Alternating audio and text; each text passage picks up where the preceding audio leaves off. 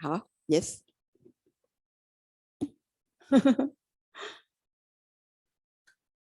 Okay. So now we go into the shorter exposition of Kamma 135. Okay.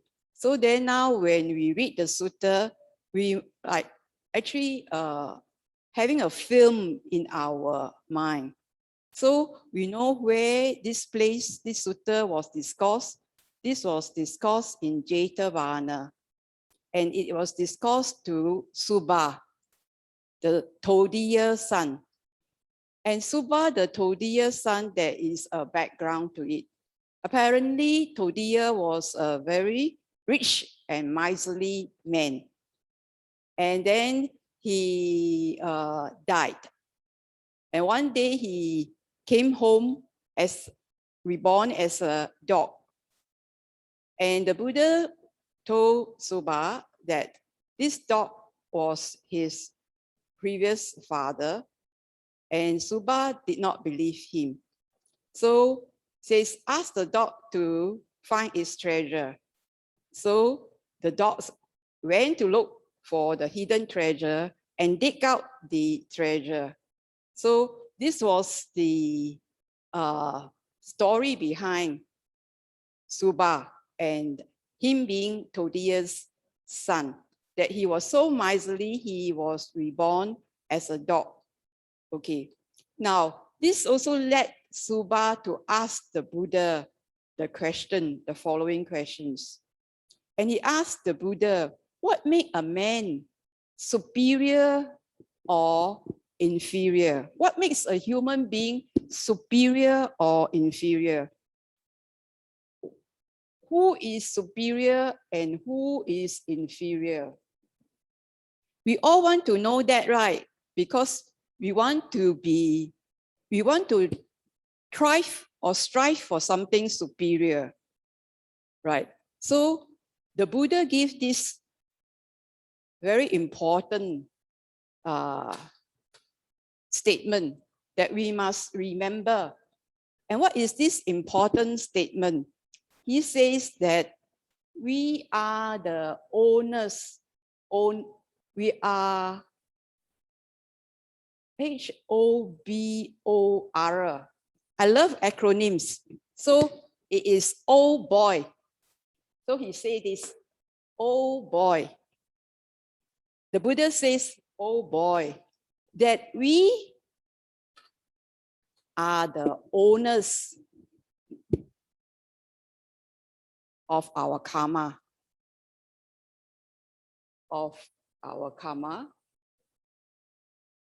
We are the heirs to our karma. We are also the burden of our karma. We are the origin. The beings are the origin of their karma. And it's also the refuge. So what did the Buddha mean by we are oh boy? Okay, it's like almost oh boy. Owners, if let's say you have committed a crime, you own the crime, right? Who is going to get punished? Is ourselves, right? If we did a crime, we will be punished for the crime.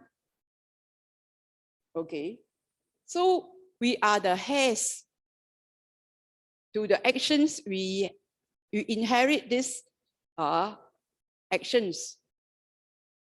When we grow old and die, and we still have ignorance and craving, we will take rebirth, and we will only have our karma as our inheritance. We will not bring our 5 C's along.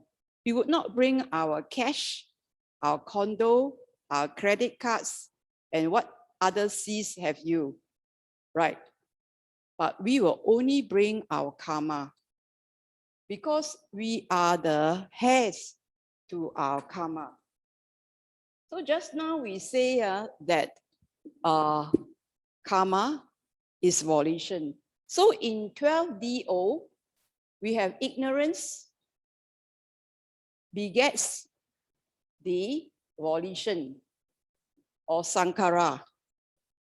When we have intentions, then we will drive our consciousness to the mind body, to the sixth sense base, to contact, to feelings,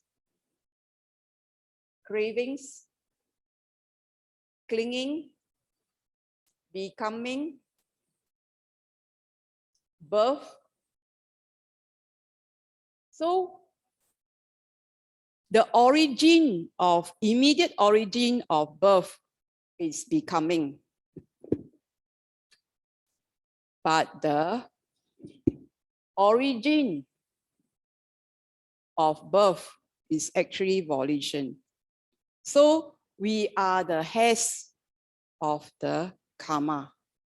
Karma as in cetana, as in sankhara. It's the same thing, it's the intentions. So then that's how we say, that's why the Buddha says that we are heads of our karma, because this is the origin of the beings. We then inherit, and that's the origin. This is the origin. Okay? Then, of course, if we do unwholesome, we will bear the unwholesome. So in birth, you get into bad and sad, and the whole mess also, also of suffering. So then we will bear the burden of the ignorance and craving. So bad as in birth, aging, disease, death. Sad as in sorrow, agitation, despair, depression, and the whole lot of suffering. So the karma is the owner, the heir, the being is the owner, the heir, the burden, the origin. If it is wholesome, then it is our refuge. If we do good and we are wholesome and pure, you don't have to worry about the challenges. The wholesomeness of your deeds will be your refuge. The wholesomeness of doing good, of having metta, having the Brahma Viharas, or having the sense of impermanence in all things that you encounter, will support you as you navigate through life. That there is an end to the suffering. There's the end of suffering. Just as you see the physical and mental phenomena have an end, so does karma has an end. Intentions change all the time. Unwholesome intentions can change to good intentions. So this is what the Buddha said. We are the owners, the heirs, the burden, the origin, and the refuge. Beings are that of their karma. Okay? So then he went into greater detail. The greater detail is that here,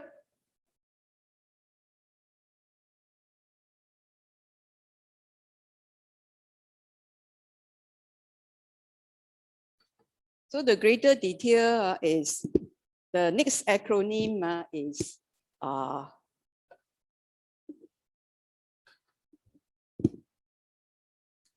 life is born with beauty, health, and wisdom. We all want that, right? To have a life that is born with beauty, health, and wisdom. So this is an short for the lifespan.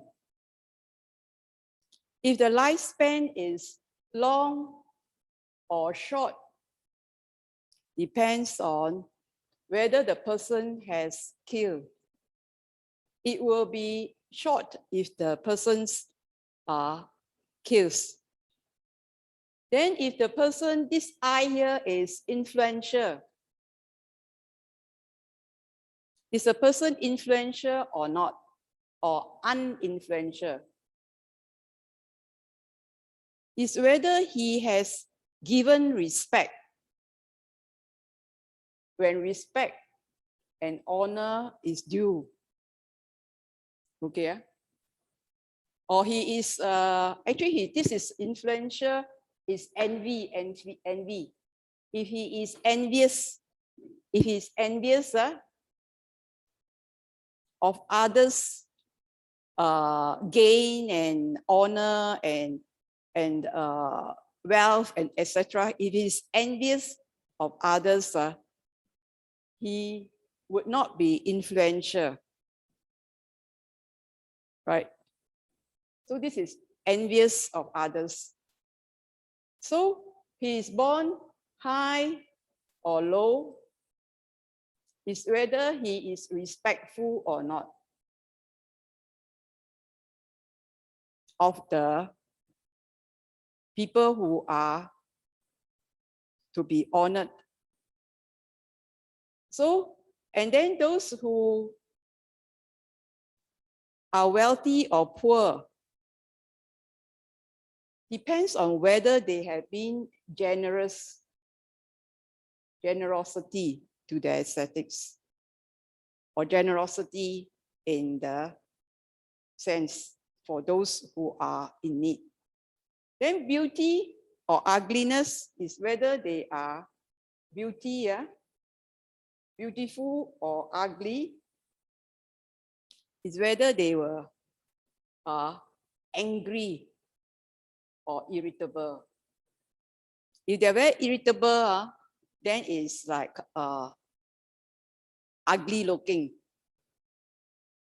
So you want to be handsome, must not be angry, must be very sweet-tempered, etc.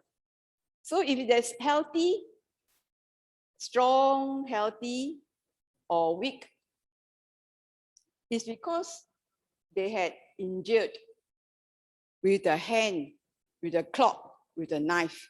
They have injured others. Then they are sickly. Wisdom is that the person goes to ask from the wise or the elderly, what is wholesome and what is unwholesome? What is blameful or blameless? What should be cultivated or not to be cultivated? So these beings, they are superior or inferior because they go and find out what is wholesome, what is unwholesome, what is blameful, what is blameless, what is to be cultivated and what not to be cultivated.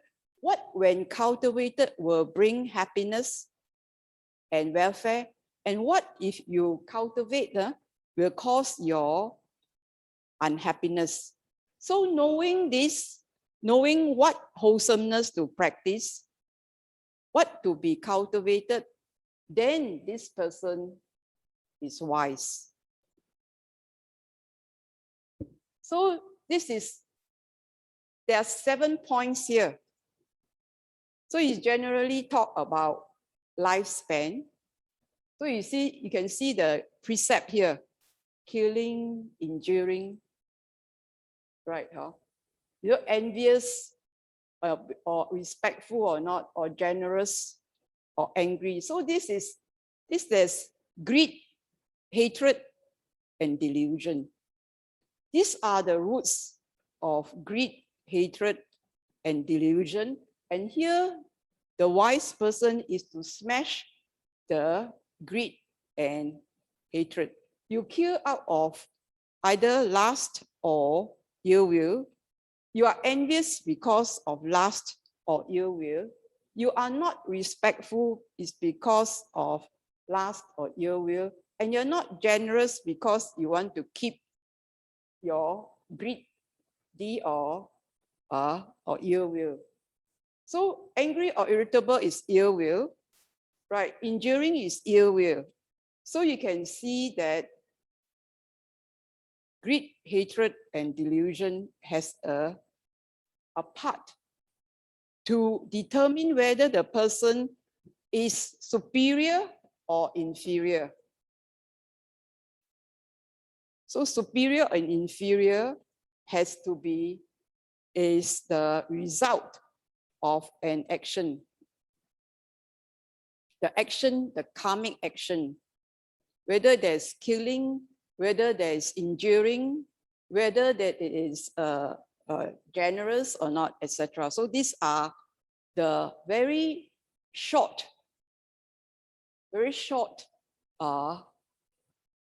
discourse. The exposition is very short. Just said the effect of actions that would make a person superior or inferior. So it's just a very simple sort of association, cause and effect. And I think this is very important to remind yourself that you own your action. You are the heir to your action. You will bear the burden or it's the refuge. Your actions will be either burden or refuge. And you would be the origin of your actions. Karma beings have karma as the origin. Okay, so Subha, after listening to this, takes refuge in the Buddha and say that he would be a lay follower from that time on. So you all just reflect on this and you all think whether you want to be healthy, influential, born high. Born high doesn't mean born high as like, okay lah, birth as a high birth. But you can born high again in society with wealth, with beauty, with health, and with wisdom.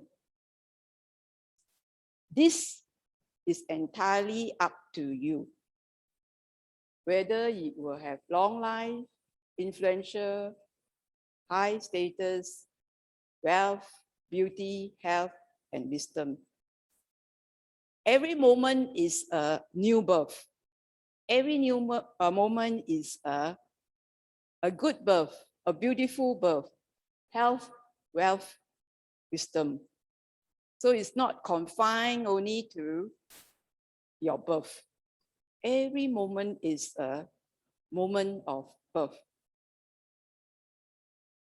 Okay? Okay, So this, I would like you to remember this. Oh boy, and life is born with beauty, health, and wisdom. A very positive sort of note. And it's all up to you. How you want to make of life depends on your actions. Okay. So now we go to the second sutta.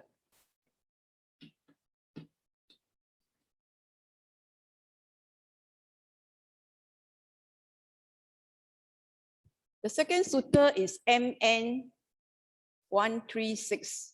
It's called Maha Kamma Vibhanga Sutta. Okay. So Maha, the great, Vibhanga, exposition, the great exposition of karma. Okay. So that is a very straightforward short discourse. This is more complex about karma. Okay. So the people involved in this is This is in Rajagaha. The people involved are Potali Putta, Poteli Putta, like potato, Poteli Putta. And Potali Putta met Venerable Samidi. So the people involved are Potali Putta. That means son of Potali is the son of Potali. Okay, Potali Putta is son of Potali. Potali is a lady, like Sari Putta, son of Sari. Okay, so Potali Putta. So Potali Putta, met with Venerable Samidi. And Venerable Samidi, and he told Venerable Samidi, he says, I heard it from the Buddha's own lips that body action is vain, verbal action is vain, only mental action is real, and that there is an attainment if you enter into, there is no feelings. And Venerable Samidi respond to him is that, don't misrepresent the Buddha. The Buddha didn't say such things, right? Yeah? The only thing that I agree with you is that there is an attainment on which the person has cessation of feelings. That is the only thing he agreed, Venerable Samidi. Then Venerable Samidi then look at you, how long have you been a monk? So he says, wow, just a very short period. Then after that, it says, Potali Putta asked him, doing intention by body. So this is an important thing he asked. Potali Putta says, doing intentions, which is Kamma, intentions, by body, speech, and mind, do you get what kind of feelings you have? He says, by intentional body, speech, or mind, what kind of feelings you have? Then Samidi said, suffering. His reply to Potali Putta is suffering. Then Potali Putta got up and left. Then Samidi went to look for Venerable Ananda and told him about all this that has happened. Then Ananda says, we better go and report this to the Buddha. And then the Buddha, on hearing this, says, I haven't heard of Potali Putta. So how could I have ever said what I said to Potali Putta? Then he says that this, what was said, misrepresent him. And what Samidi said misrepresent him. So Samidi says, suffering, right? Suffering. What is felt by this is suffering. So then Buddha also said that Samidi misrepresent him. So there was a Venerable Udayin also there. In principle, he's right. In principle, feelings are suffering. Then Buddha says, I know this Venerable Udayin will interfere when I reply. It's just imagine, you can imagine the scenario. There's this, the Buddha replying to Samidi and Ananda, and there one of the pupils who says that, one of the disciples who says that, in principle, he's right. Then the Buddha says, let me tell you what he should have spoken to Potali Putta. He should listen objectively and listen carefully what Potali Putta wants. He said Potali Putta wants to know about feelings only, the three kinds of feelings. He says that the Buddha then went on to say that if you have an intentional act by body, and if you have a result of that act is pleasant, then that feeling is pleasant. If that intention by your speech that you have done, the result is pleasant, then it's pleasant. If it is by the body, speech, or mind, if it is a favorable result, then it will have a favorable, pleasant feeling. If it is an unfavorable result, it will be an unpleasant feeling. And that if there is neither painful nor pleasant, then it will be a neutral feeling. This is all what Pataliputra wants to know, the three kinds of feelings by the actions. So you all get it? Can get that? So there is a action and there's a result. There's a cause and there's an effect. If the effect is pleasant, then the feeling is pleasant. Correct? So this is either is pleasant or unpleasant or neutral. So that's basically that. Okay. Then he went on to the greater exposition. The greater exposition now. So let me tell you the greater exposition. He says, on Kamma.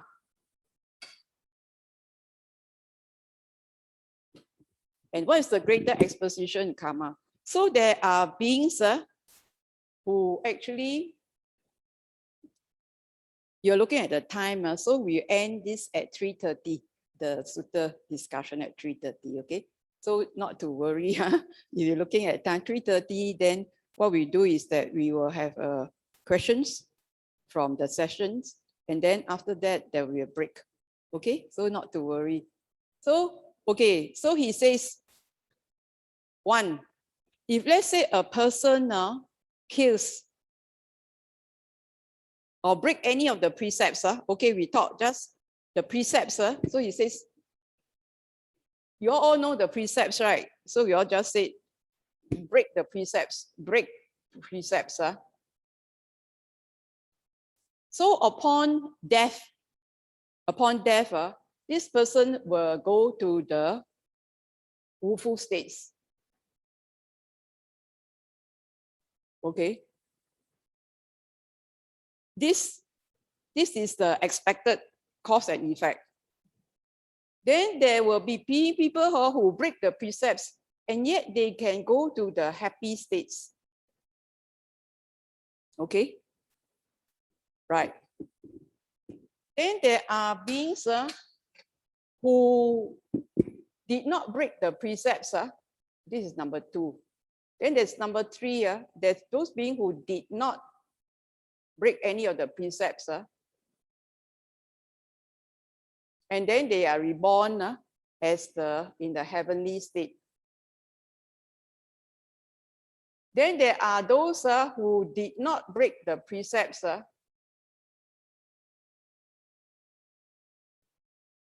And then they go to the woeful states. Now, this is more complicated than the other one. So, based on what he says, that there are beings who have a lot of concentration power. And their concentration power, they can see that this being break the precepts and they go to the woeful states. So this being say, oh, so this is what happens if you break precepts. You will go to the woeful states. Then there are also some very psychic beings who also says that, oh, I see this being got break precepts, but then he get reborn in the heavenly states. Okay. Then another group of psychics will say that he did not break precepts, he takes rebirth in the heaven. Okay. Then another group of psychics will say that he did not break precepts and went to the woeful states. He did not break and go to woeful states.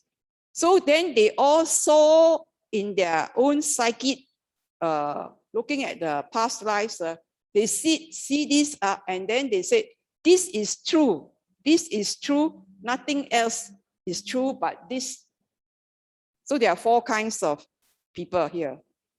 But the Buddha sees more than they. He says generally, those people who break precepts will go to the woeful states, he agrees. But then there are people who break precepts and they may still go to the happy states is because that person have done something before doing the unwholesome, or after doing the unwholesome, or at the point of death, he has a right view. So he goes to the happy states. Because these other psychics cannot see this person before he break the precepts or after he break the precepts. So the Buddha can see and know the extent before and after, and at the point of death, whether there's right view. So at the point of death, there's right view, they go to the happy states. But it also means that this, when he break the precepts, this deed of breaking precepts in that life will materialize in that life or in later lives. Okay, this deed will materialize one day. Just like Moggallana, who killed his parents in aeons past and he was in hell for a long, long time, that on his Mahaparinibbana, he was actually chopped up into pieces by the Jain's assassins, who deemed that the flourishing of the Buddha Sasana was because of the psychic powers of Moggallana. So they wanted to assassinate him. So for 6 days, he disappeared. But at the end, he sort of realized that this was the outcome of a bad deed that he had done many, many aeons ago. And so he gathered himself and let himself be assassinated.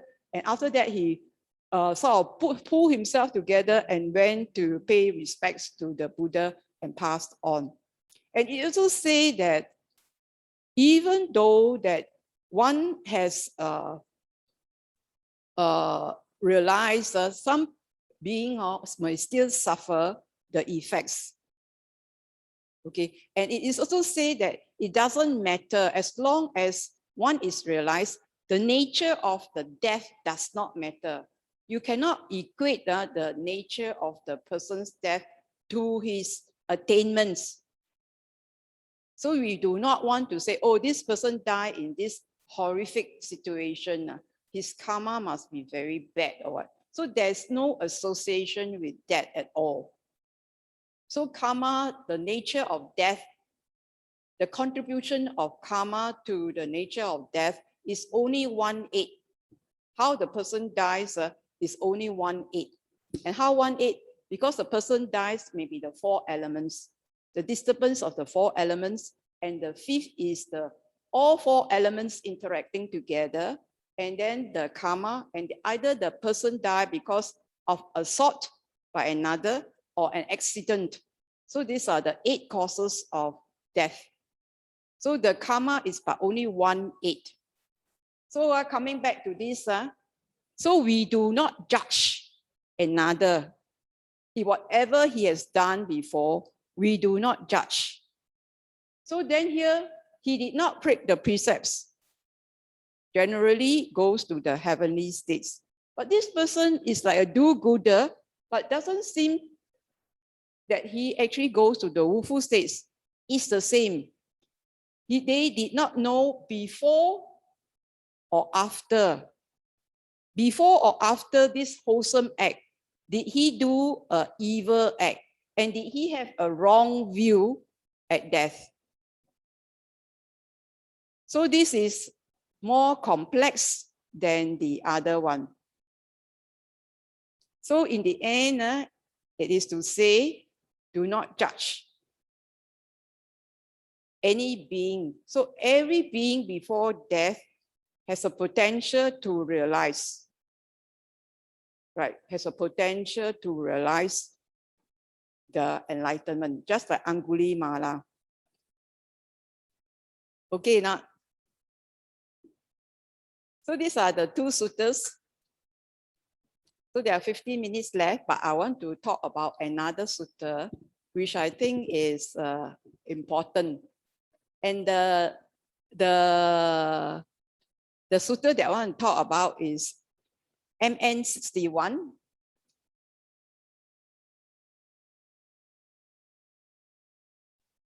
All this captured already, right?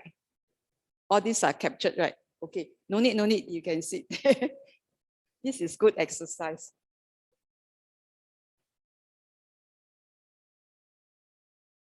Okay, we go to the next sutta, the last sutta, which is MN 61.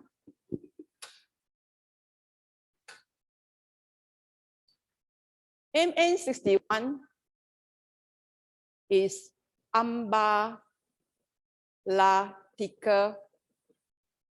Rahula Sutta. This is a discourse given to Venerable Rahula, who was the son of the Buddha at Ambalatika, which is at Rajagaha. So this is the advice given by the Buddha. So whenever you read a sutta, you actually have this scenario. And it was said that the Buddha was staying in the bamboo grove and he meditated. In the evening, he came out of his meditation and he decided to look for Venerable Rahula, who was at Ambalatika. And Venerable Rahula saw the Buddha coming from a distance, so he got the water vessel with some water ready for the Buddha to wash his feet, and also prepare a seat for the Buddha. So when the Buddha came, and after he had sat down, the Venerable Rahula used the water vessel and washed his feet for him. Then this is what Buddha then tell Venerable Rahula. Do you see this little water in the water vessel, in the vessel? And Rahula said, yes.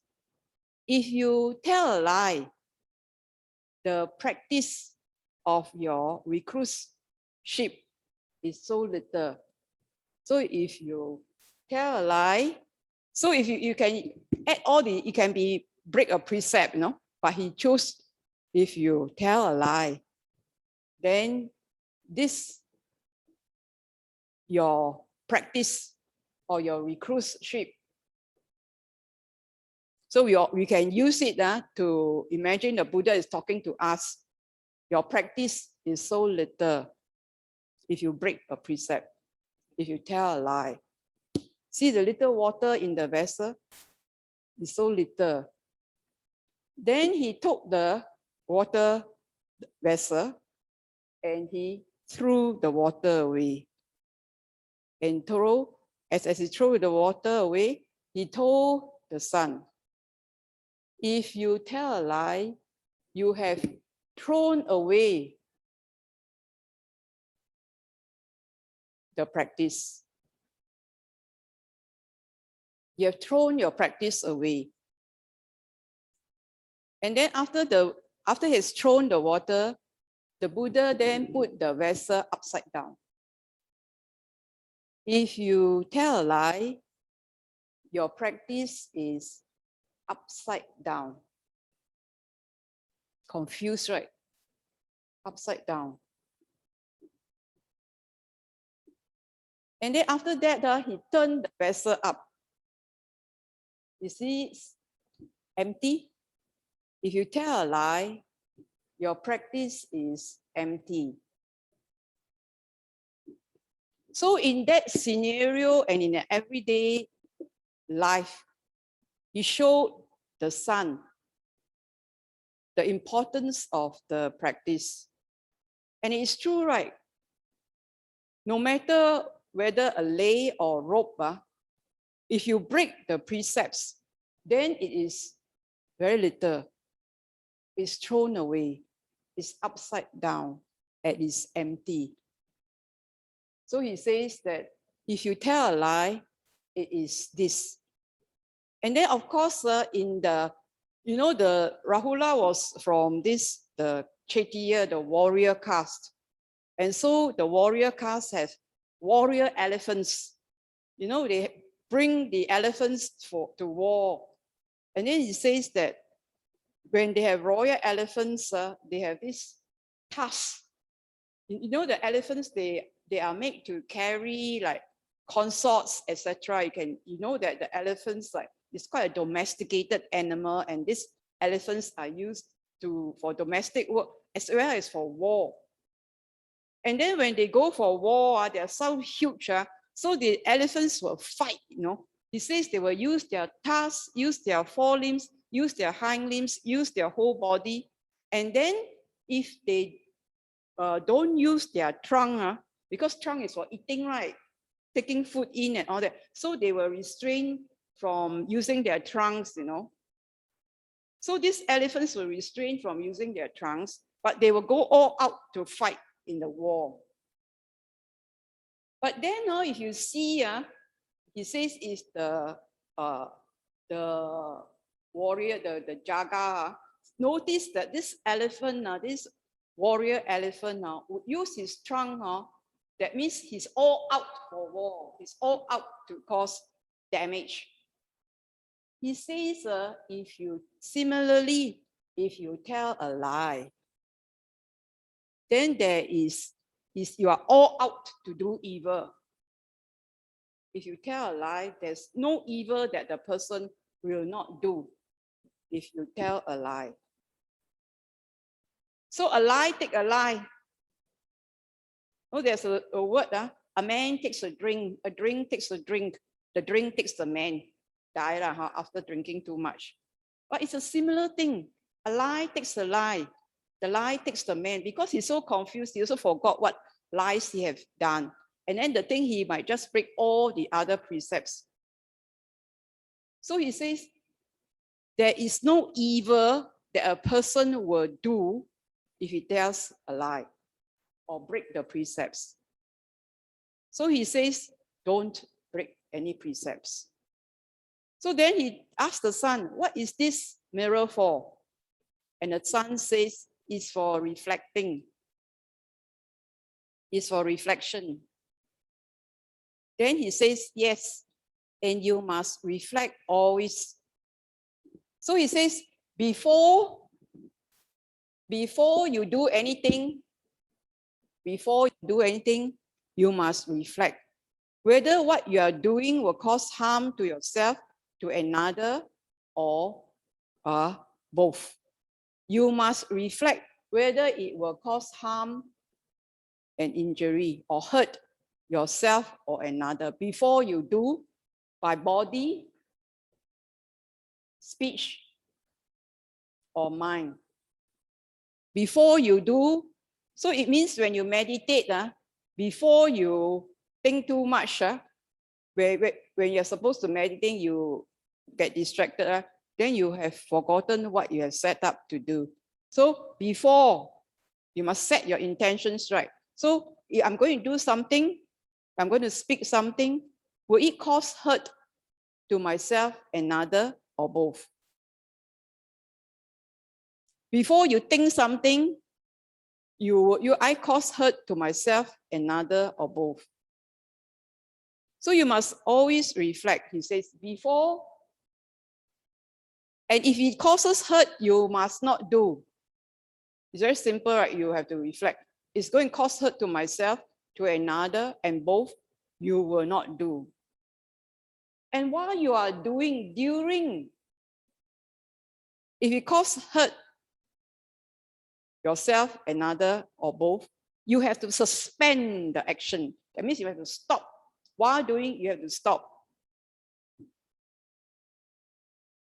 And then after, he says, after the action, you reflect, oh, I've caused hurt. I've caused hurt to yourself, to another, or both.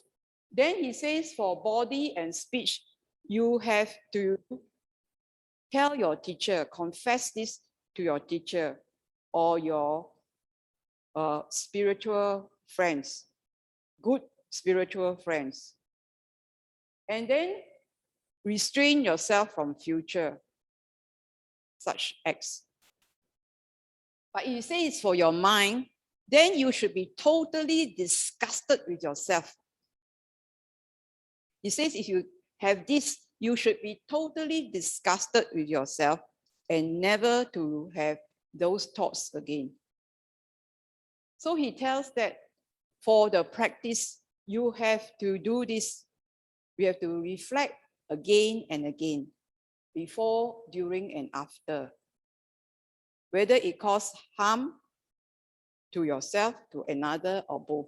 And if it does not cause harm, then you can do the act. So this is by body, speech, and mind.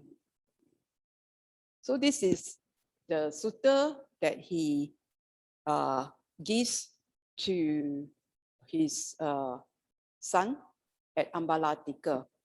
And the son was happy that he received such teachings, because this is exactly how he can practice. Because he is a monk, and a monk must keep the precepts well. So we know that although we are not monks and we don't wear robes, but your mind can be robed. Your mind must be robed with the Dharma and the discipline. It is the same. You have to practice for the realization. Because if you do not practice for realization of the truth, then you come back to suffering again and again. Right, huh? So it is how to have the practice well. You must check yourself. Check yourself time and again. So in summary, we have gone through 3 suttas. 101 is the Chula, Kamma, Vibhanga. To just say generally, oh boy, that we are the owners, the heirs, the origin, the burden, and the refuge of our actions. And in the second sutta, we say that we do intentional actions by body, speech, or mind. We will experience the results, and if the results are pleasant, will give us pleasant feelings, unpleasant or neutral feelings. And that the end result of a person's rebirth depends on whether the person has done wholesome deeds or not. So where they go generally, it has a good destination, because somewhere in his life, he has done good. Before or after his unwholesome, or at the point of death, he has a right view. So we must never judge another's, even if he has done unwholesome deeds. There is always that chance, right? We have to give to another and not judge. But at the end of it, we are the heirs. We are the heirs of our actions. So you may say that we do all this unwholesome because we need to feed the family, etc., etc. But when the time comes, at the time of death, if there is regret, the natural course of actions, there will be to the lower realms, right? Huh?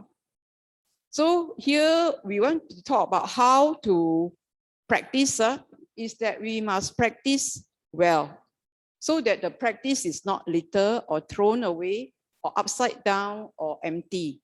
That we must practice before, during, and after bodily, speech, or mind actions. So if it is harmful, we don't want to do. And while doing it, we think it's harmful, we suspend the act. And after that, we have done it, we will not want to do again. restraint is very important. So this is the summary of karma. Okay, so now 3:30. So I'm open for questions. I think for 15 minutes, then we take a break.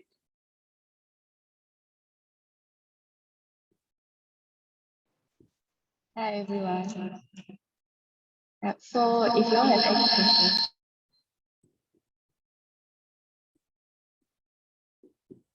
Hello. Yeah, No so questions, if you all have any questions, you all can just unmute and speak directly. Yeah.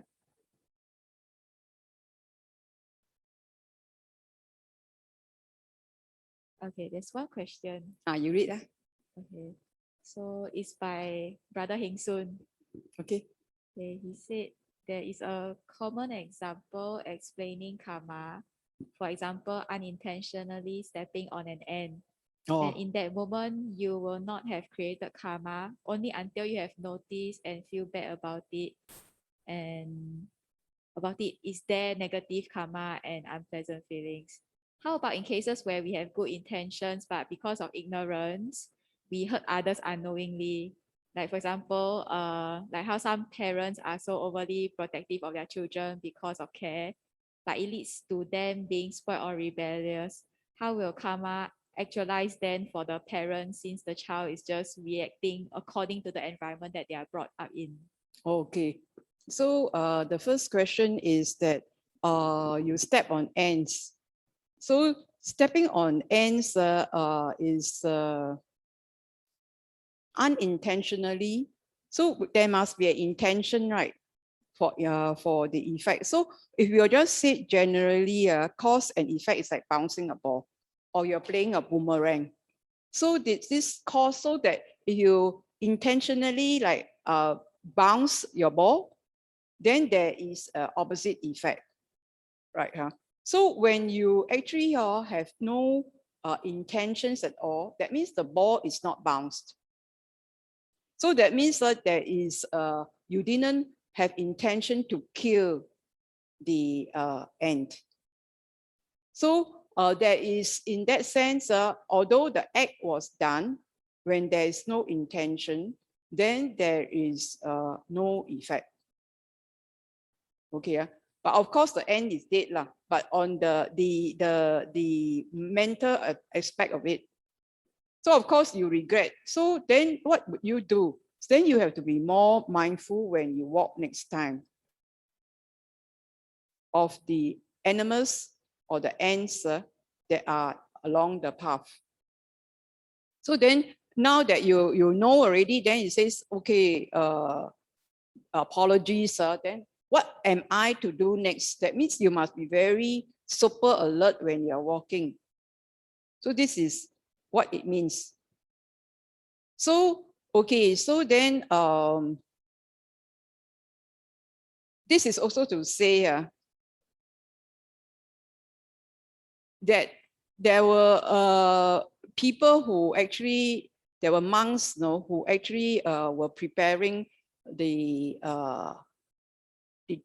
top, the latch or what of the door. So they were using hammers and all those, and they were on the ladder. Then somehow the ladder, the hammer so dropped on the somebody passing by and sort of killed. So this is not considered there's intention. There's no intention for that.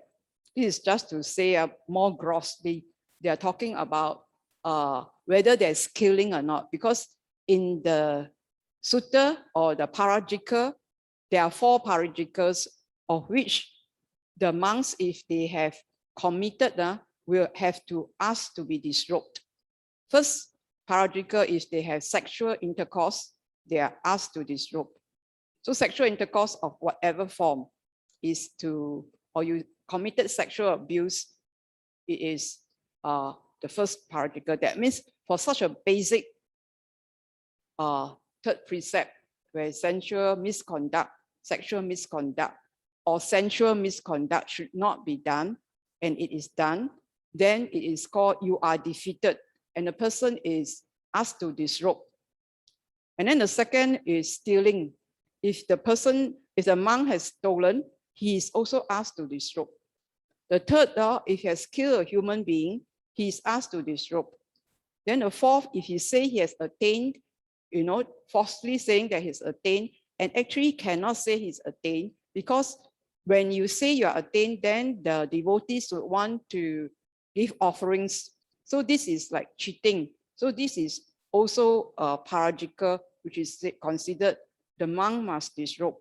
So there is no monk who will say that he is attained, because there is this rule that say that this is considered, you cannot proclaim your attainments.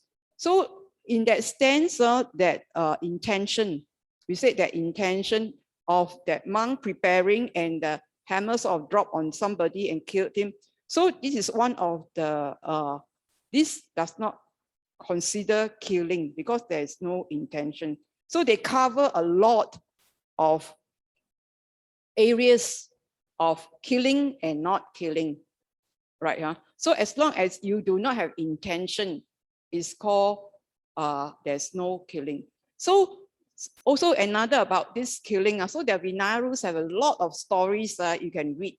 Then they say that some devotees ask the monk for some medicine to cause abortion.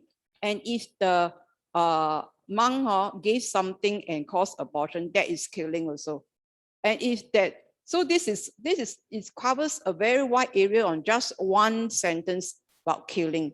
All right, so the intention is very, must cover the 5 things. That first, you must know there's a living being, and that living being, that you have a way of killing it, and you execute the way of killing it.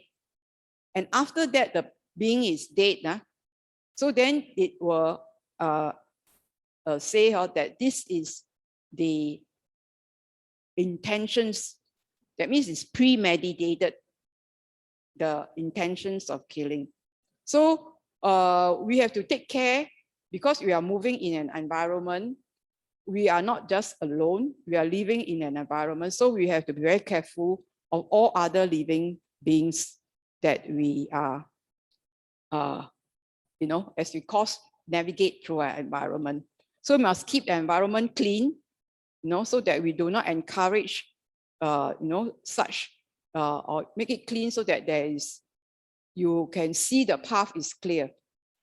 Okay, so then you are talking about children being courted, and that they may, so the parents may be overprotective.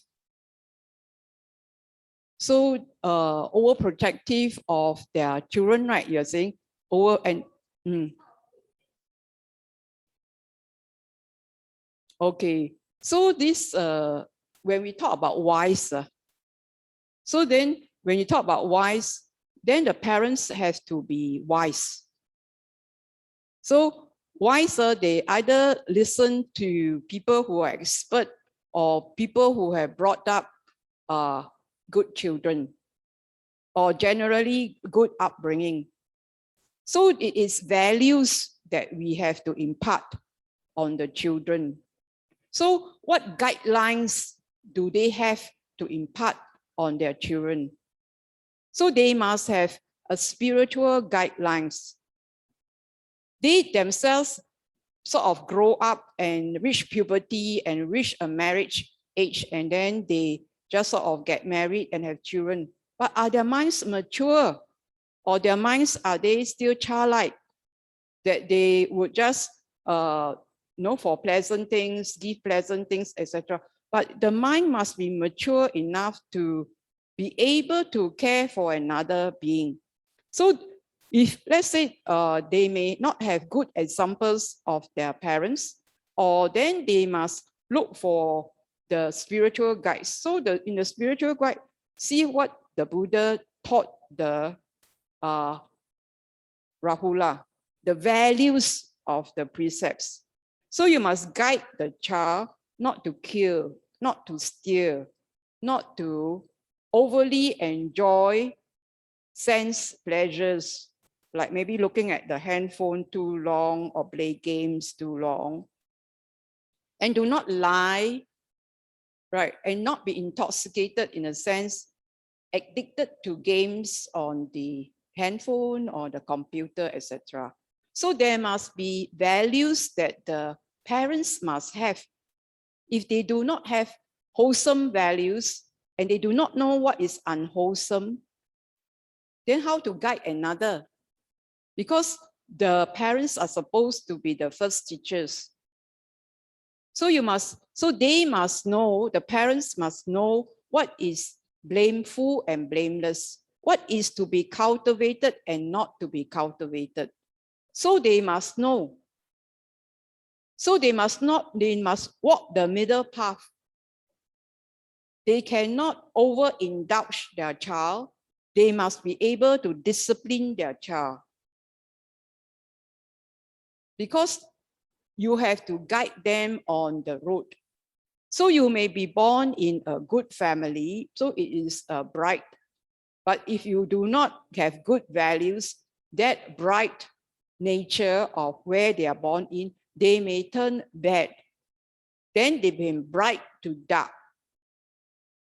Dark as in you give too much money to him, he can buy toys, he can buy drugs, he can buy, etc., etc. So there must be a discipline. There must be values. And that once you have offense, must have a punishment. There must be, if you do not punish him now, the law will punish him later. So the child is now so much subjected to the media, isn't it?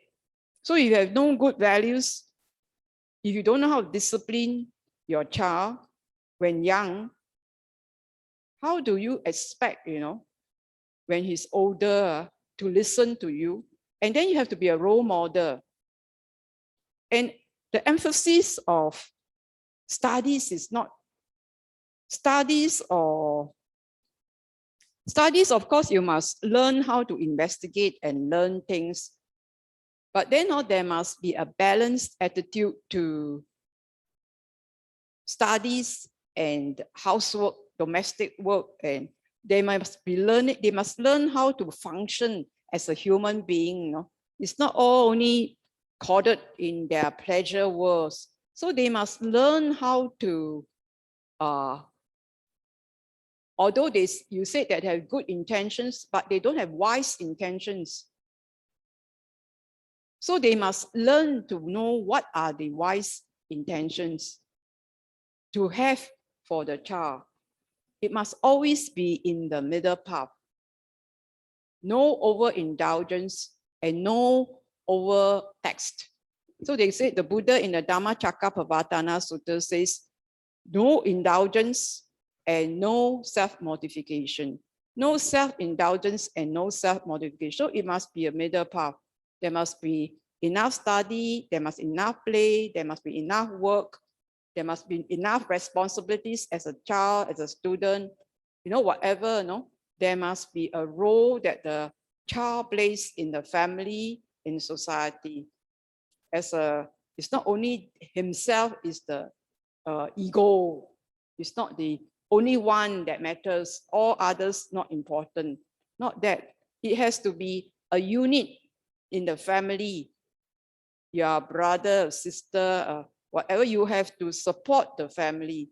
Then you know how to grow and have this child flourish in society. If he doesn't know how to give, then how would he move in a society? So it's a long answer. I'm quite long-winded.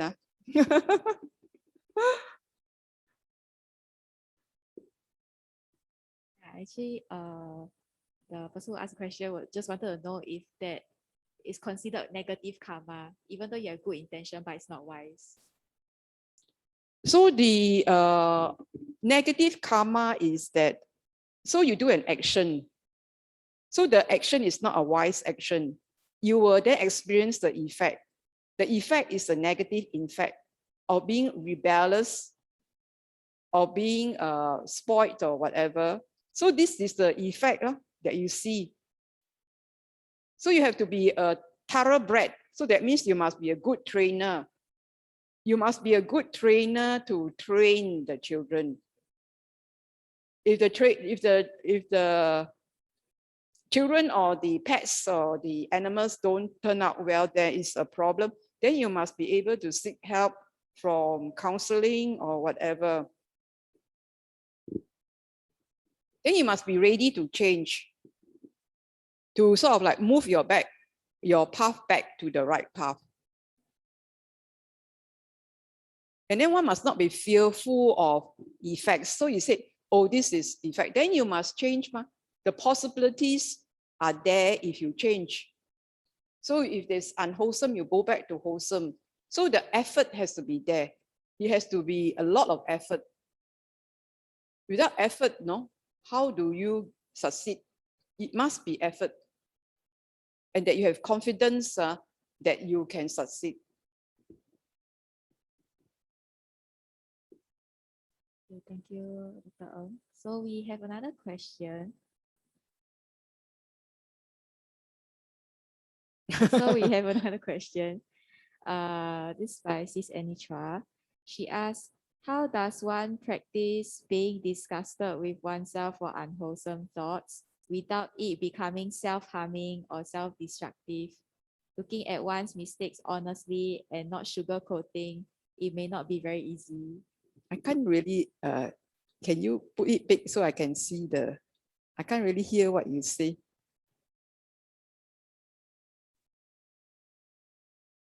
Do you want to see the question? Big enough. Okay. Is it big? Must big. Wow, so dark.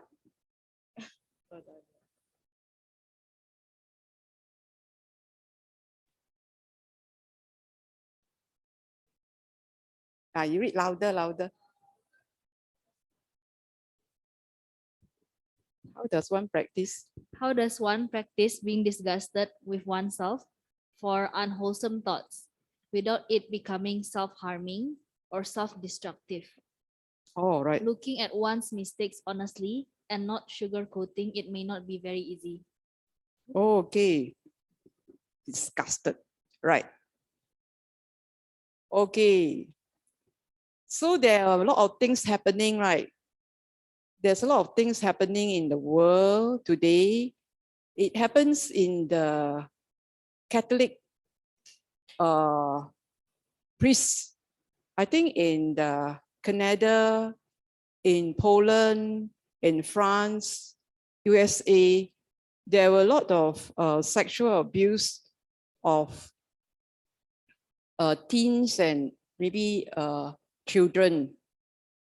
So this kind of sexual misconduct by priests, for a person, when you hear it, you would have disgust, right? That priest would be a wolf in sheep clothing, hiding behind the sanctity of the robes to commit such acts. So this is what you mean by disgust. The disgust that you feel, that you feel about it is that you would not do this. You would not.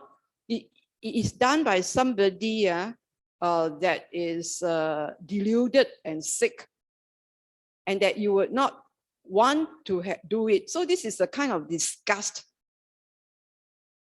that means that you mean when you're saying that when you have disgust to an act of any of the precepts of killing, of stealing, of sexual misconduct, of lying, this is the things that it comes in your mind, then this is the disgust that you have, you must have, so that you will not do.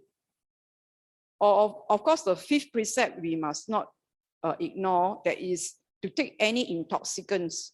When you take any intoxicants, you bring those chemicals into your body, you are confused, you are misbehaving, so you are disgusted.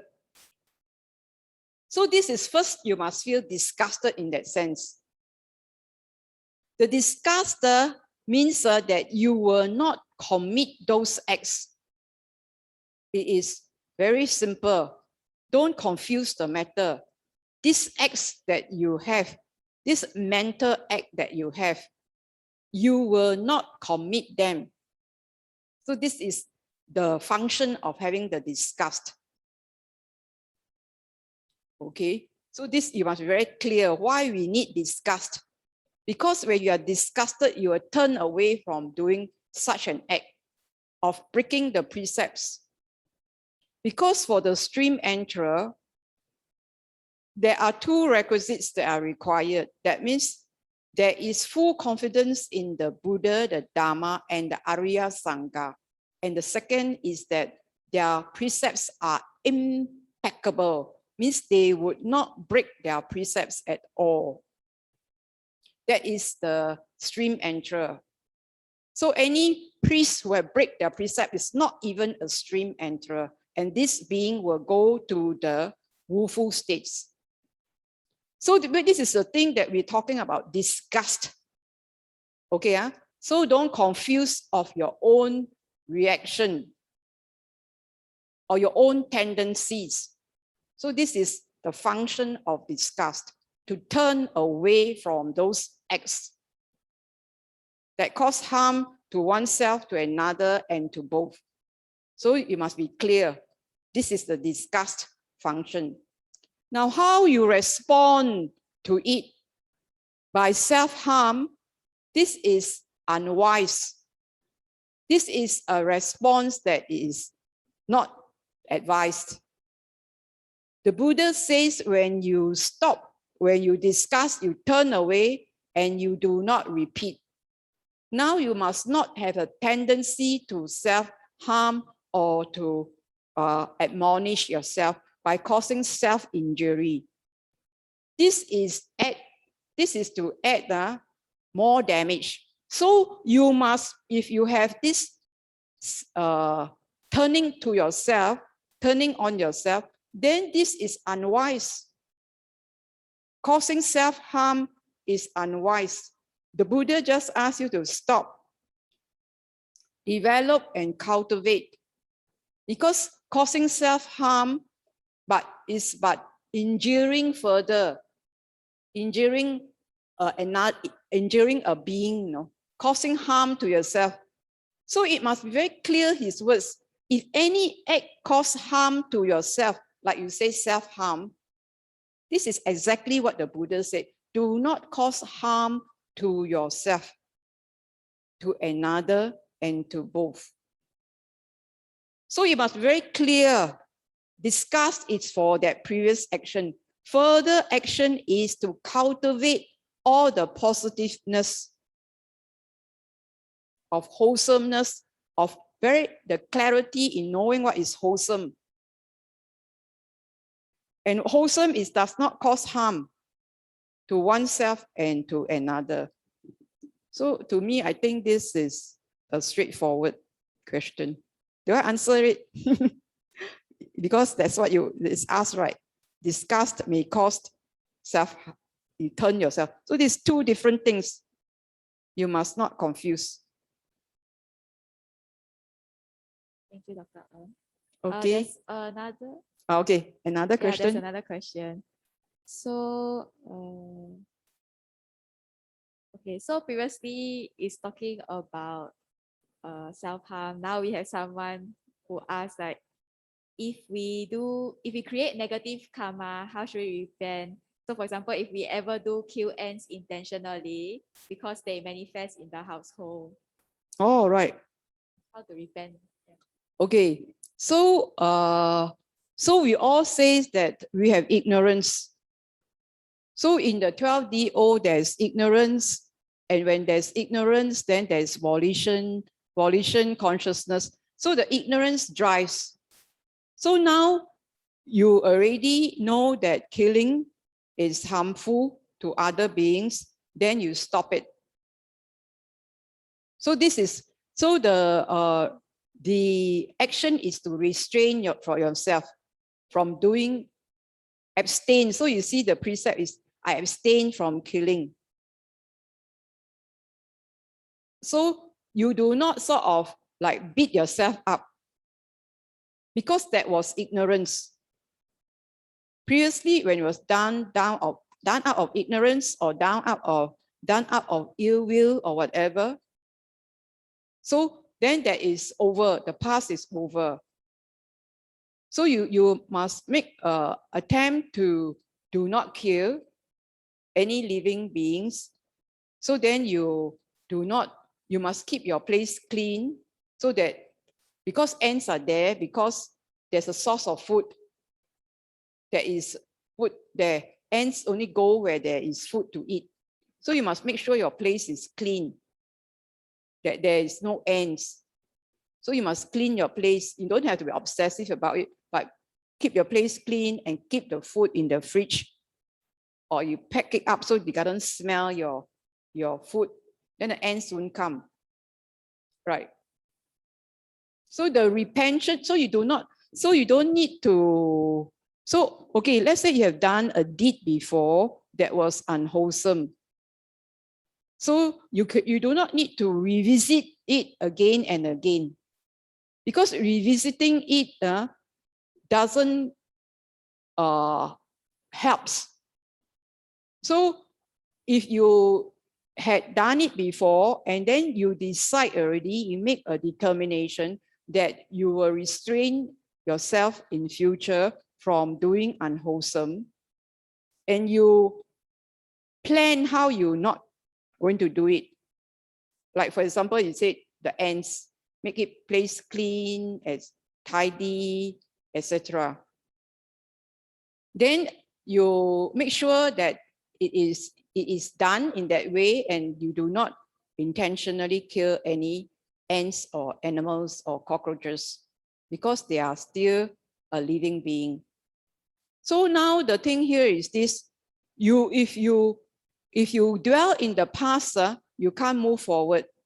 So that is the past. So in the present, you must do what you are to keep the precept, do not kill. Then if you dwell too much of the past, what you've done, and you go there again and again, the mind object, oh, I've done bad, I'm that bad, I've done bad, I'm going to hell, I'm going to hell, I'm going to hell. Do not do that. The Buddha says that if you think about it too much, if you think about it, you will go to hell, because you keep on going and clinging to that mind object of that unwholesome deed you have done. So do not go there.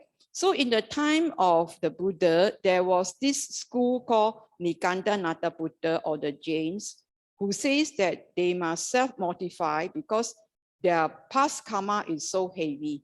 So they self-flagellate, and that they practice self-mortification, so that the body suffer a lot.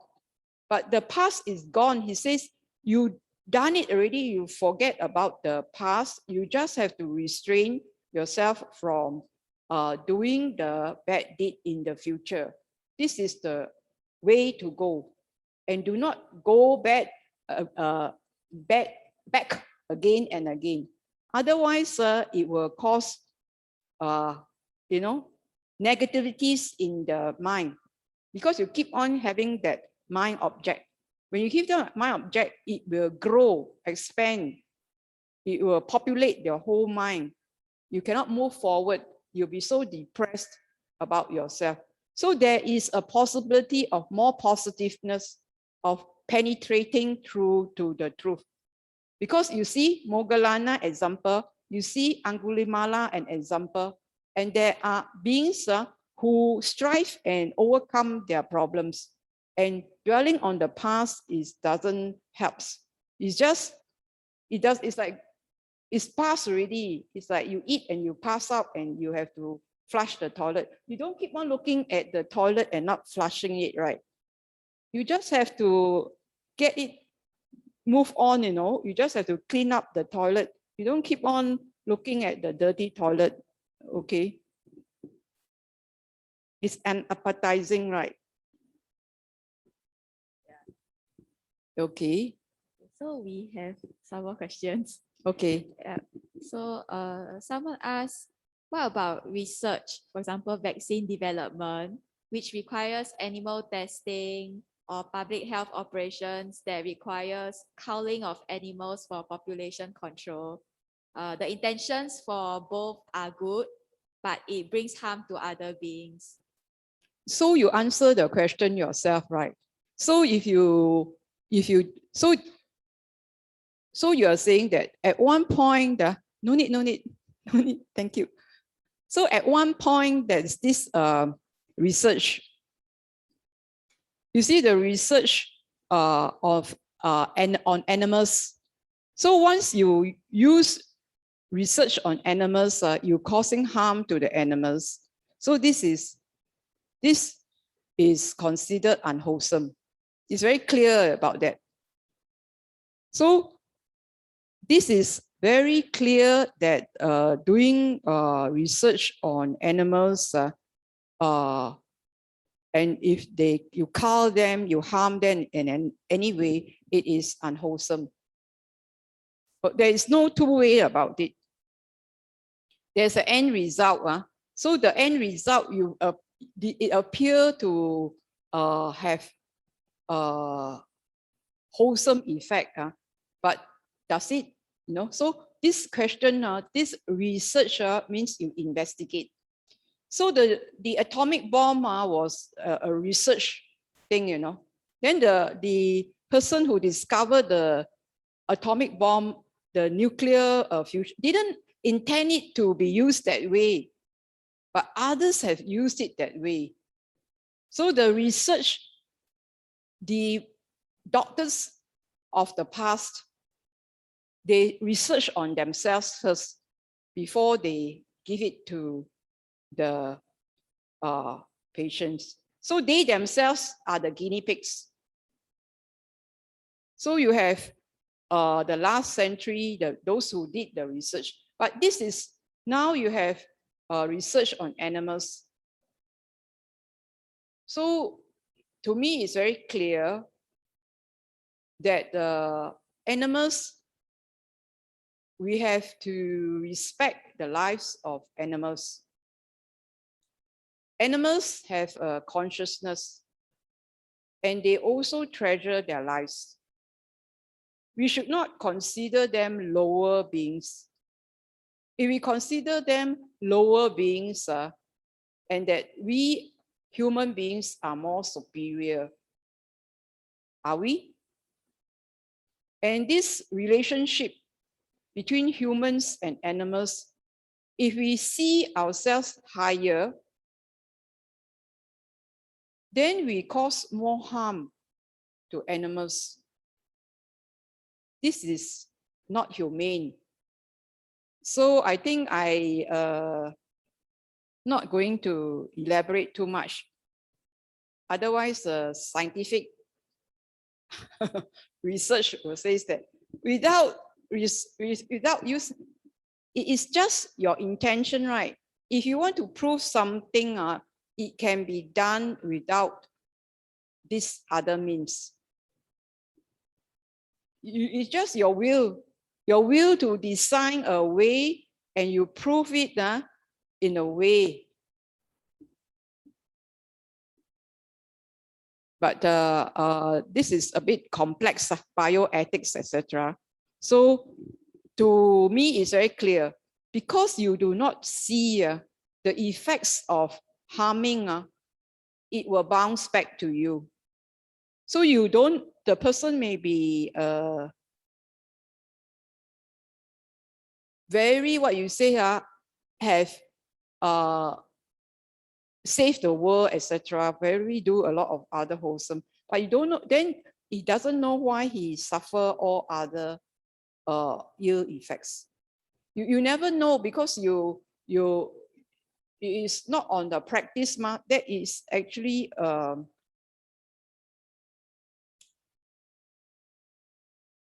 that kind of mundane life is not very. This is the life that the Buddha taught, is that you must not, the kind of livelihood you choose the kind of livelihood you choose must be the right livelihood. So the basis of the livelihood, he asked your livelihood, actually he asked them that you have to realize the Four Noble Truths. And in the Noble Eightfold Path, he says is the right view that you have. And the right view is that you must know that there's suffering, there's the origin of suffering, there's the end to the suffering, and then there's a path. That is the right view. And the right view is about suffering only. If that is about the suffering, then your livelihood must be based on the right view. If your livelihood, you choose to do certain livelihood for your own upkeep of your body and family lives, to do research, you have chosen that path using others' expenses, other animals' lives as expense. Then if you suffer ill effects of your own body in life later, you have yourself to blame, because this is not the Noble Eightfold Path. In the right livelihood, dealing with flesh, of course the flesh is like prostitution or whatever, but it is the same, dealing with flesh, harming animals, butchering, tormenting other animals. Nobody wants to be tormented, no? So in the end, the effect of such livelihood, you will be tormented yourself. This nature is very just. It meets up justice very, very clearly. So if you have the Noble Eightfold Path, and the path helps you to decide your livelihood, then you will not choose a path of livelihood that cause harm to animals. And that you do not want to approve, you do not approve of harm to animals in any way. So this is my answer. You have to link it with all the other the teachings of the Buddha. Okay. Thank you, Dr. Ng. There is, there's some more questions. Yeah, okay. You shall answer the question. Okay, this question, there's two parts. So I'll say the first part first, then you answer, then I'll move to the second part. Okay. So the person asked, what about causing harm to others who possess as a threat to you or your loved ones? So for This part I can't hear. So self-defense, like what about causing harm to others who possess as a threat to you? Who poses a threat to you? Who poses a threat? Who poses as a threat to you or your loved one. So self-defense. Oh, self-defense. What is the action? Yeah, will it constitute negative karma? Oh, right. So so if you in self-defense, so you said if you cause harm to another through self-defense, so again the intention must be very clear. So the intention is not intentionally to kill. It starts off with the conditions. The conditions was that you do not want to kill, right? You do not want to kill in the encounter. In the encounter, it was like in self-defense. So in this self-defense, if there is no way whereby you can unarm the person, if there is no way you can unarm the person, and you feel that that condition that you have to defend yourself. So in a court of law, this would not consider if you say because there's no intention. I mean, you don't intentionally want to harm, but this is a self-defense. So the intention is to defend the life of your loved one and yourself. So this is preserving life. it's not, you didn't want to kill. Okay, so in that sense, whether or not the negative effects from that act, whether it has any negative effects or not, it will meet out. So it depends on the Buddha always say this, when the important is to develop metta. He says that if you develop metta strong enough, you can disarm. Poison weapons won't harm you. Have you heard of this? Poison and weapons and fire won't harm you. Devas will protect you. You know, you have, so there was a snake who bit a bhikkhu, bitten a bhikkhu, and then the bhikkhu died. Then the Buddha says, you didn't practice metta enough. So the importance is that it's very important to have presence of mind. So there's presence of mind. You see a lot of YouTube videos, right? So there was this robber at all this 7-Eleven shop or something, and then there's a grandma beside at the cashier also. So this robber want to rob the cashier, and the grandma is there. Then the grandma said, I give you the money. You want? How much money? I give you all the money that I have. So the robber actually break down. I mean, he was wanting to have just some money for maybe his whatever lah, maybe for his food or what. He's just so desperate. But it's just like the grandma has enough, the old lady has enough metta to disarm him.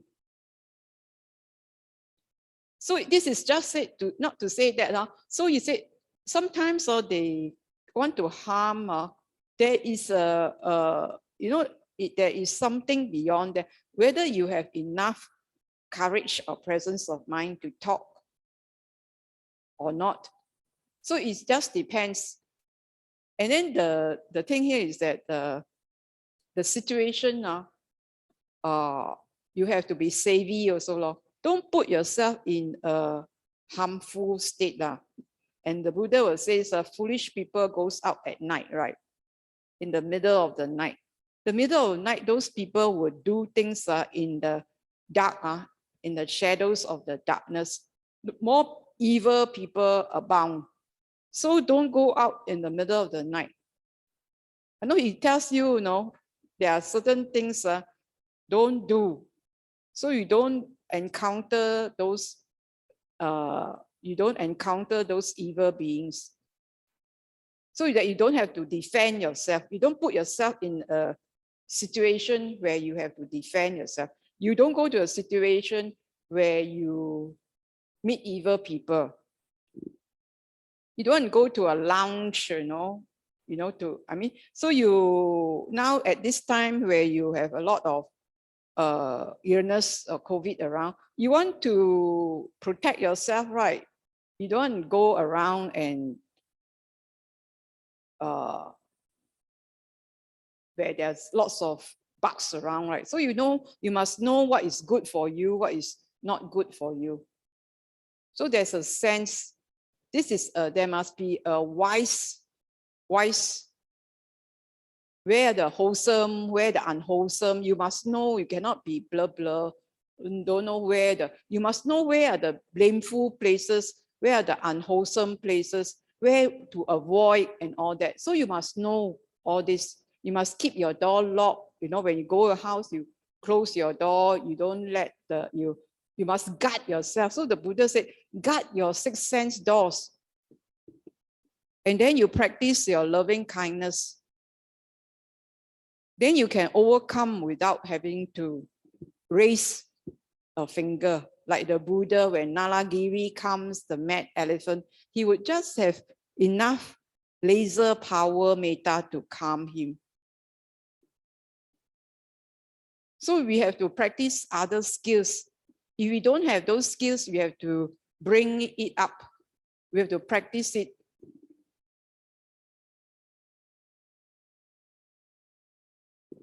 So second part of the question.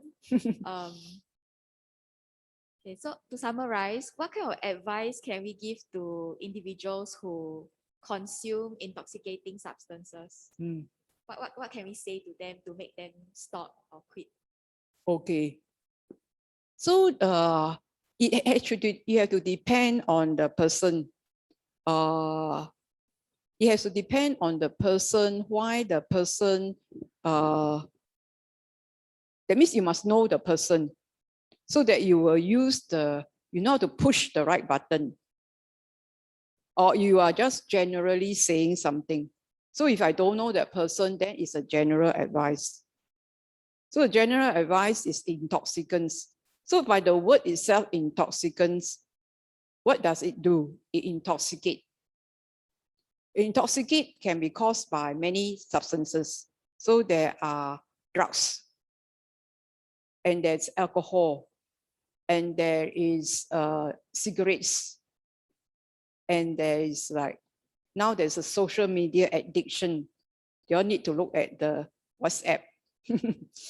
They need to look at Instagram or Twitter, I don't know what other things they need. There's this addiction, a drawing, like you don't feel complete without using it.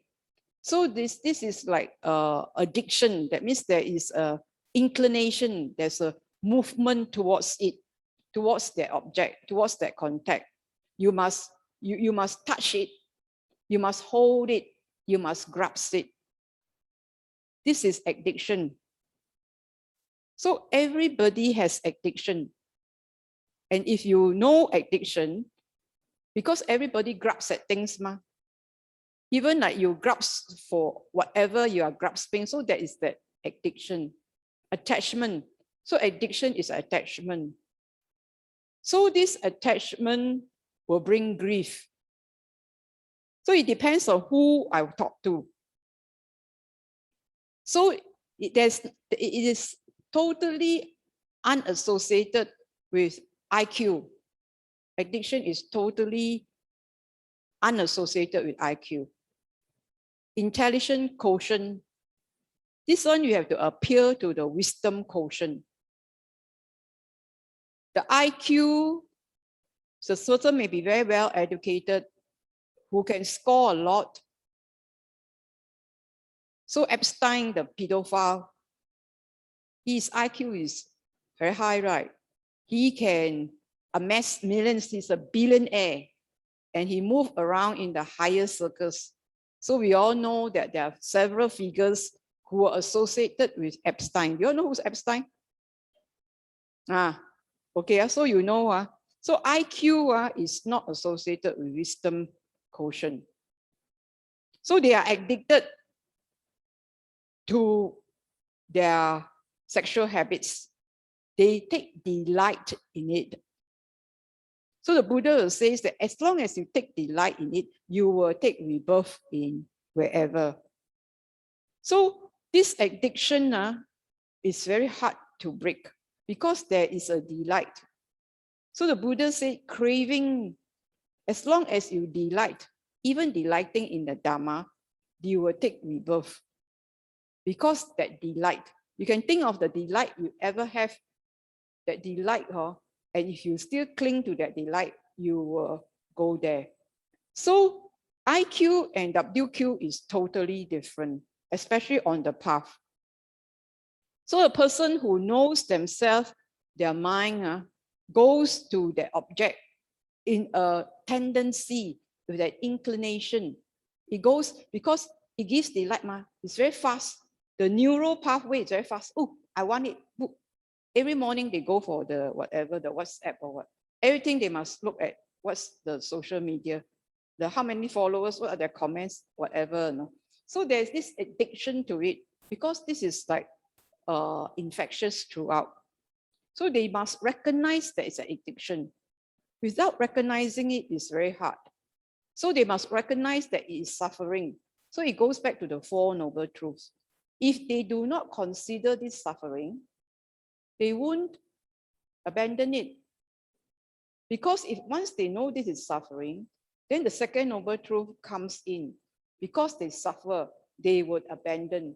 Then third will be they realize the cessation because it has abandoned. Then there's a path to do. But if you just say generally, what is the advice?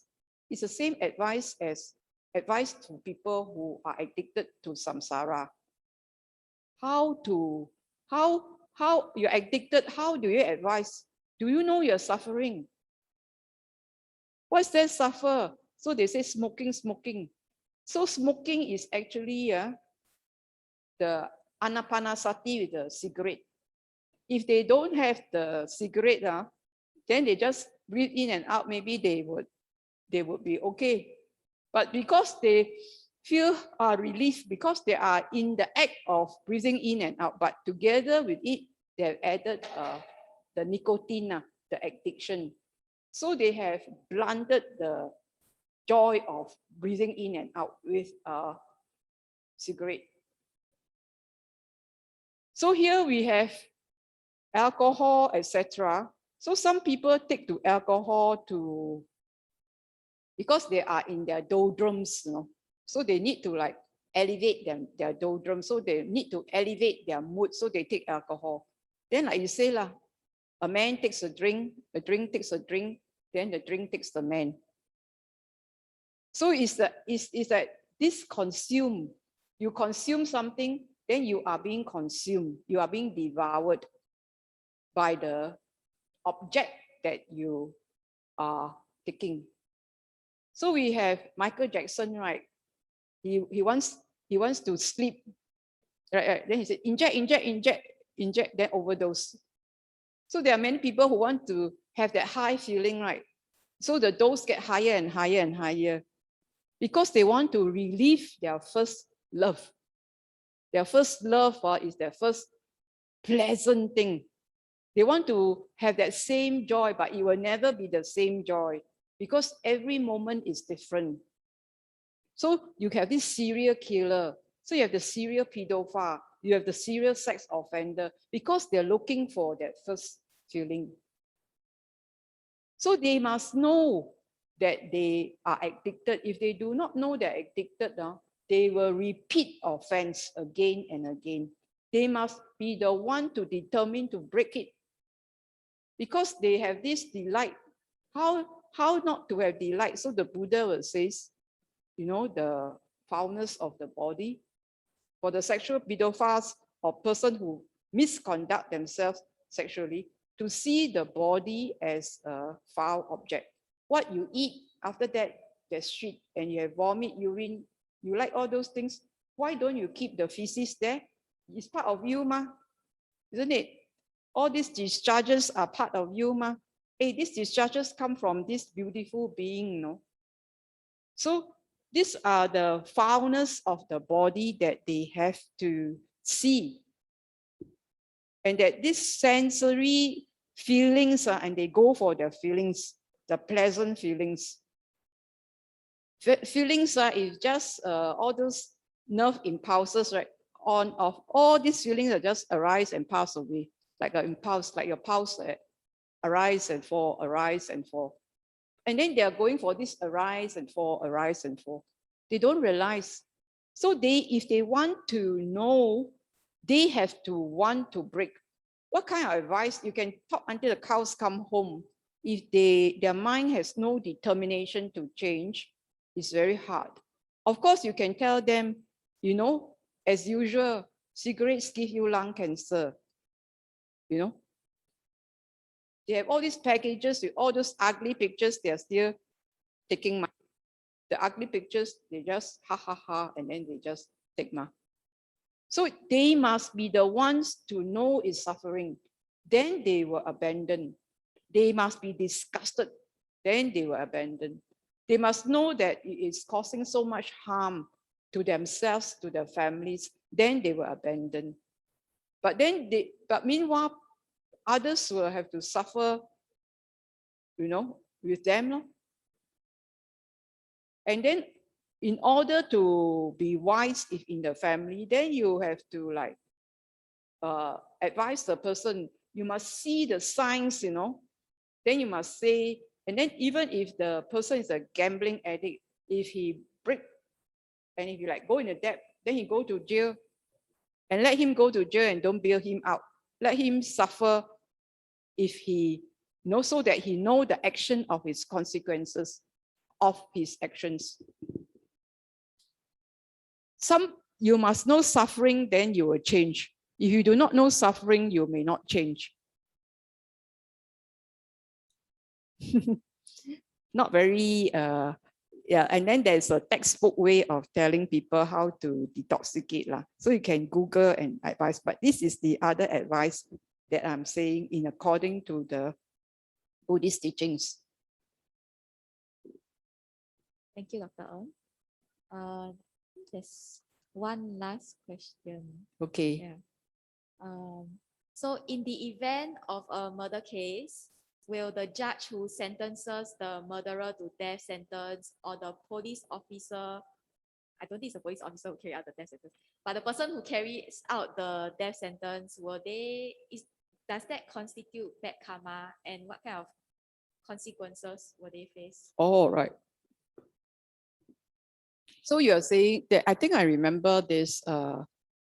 So preferably again, I said not to choose a job or livelihood that requires you to kill. All right, huh? So this is to say that premise, not to have that type of livelihood. But there was a sutta or Jataka stories that the person, that executioner, because he's doing his job, he just execute only. So the karma that he has, he's just performing his task, he's executing. So the person who out of ignorance do that task follows the job description. So it is the same. So he doesn't kill out of the intense greed, hatred towards that person, or delusion towards that person. He is doing his job, that's all. But he would suffer the negative effects too. But in that particular sutta, the Buddha says, no, but I would like to differ. I remember reading something that he is just performing his job. I remember a butcher is also a wrong livelihood. So I would consider this, that it is a wrong livelihood. For my interpretation, it is a wrong livelihood to choose.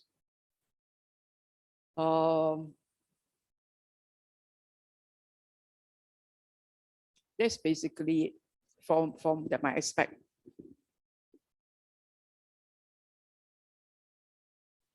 Any more?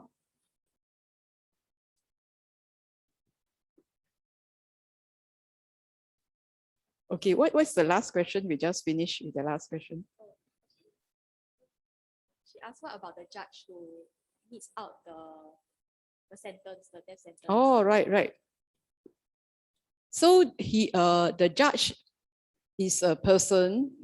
The judge is a person who has to help to preserve the law of the country. Right. So this judge, previously the leader of the country will mete out just punishments to those who commit crimes. So the judge will also say, you have done this, you have this in the court of law, you have to suffer these consequences.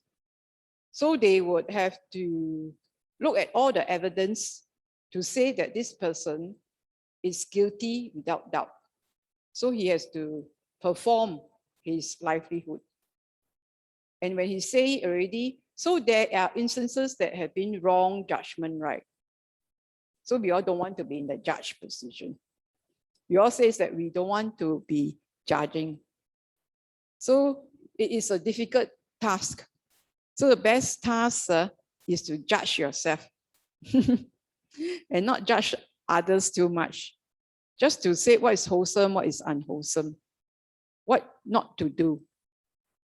And this karma thing, you talk about it, the Buddha says it's one of the things that will drive you crazy. So there will be no end to questions because it's one of those things that drive you crazy. There are 4 things that drive you crazy, and karma is one of them.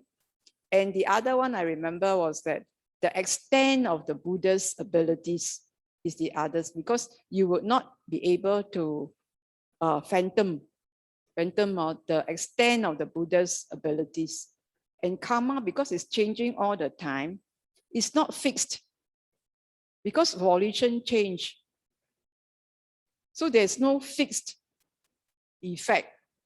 It keeps changing. But the good thing about it is that karma can end. Volition can end.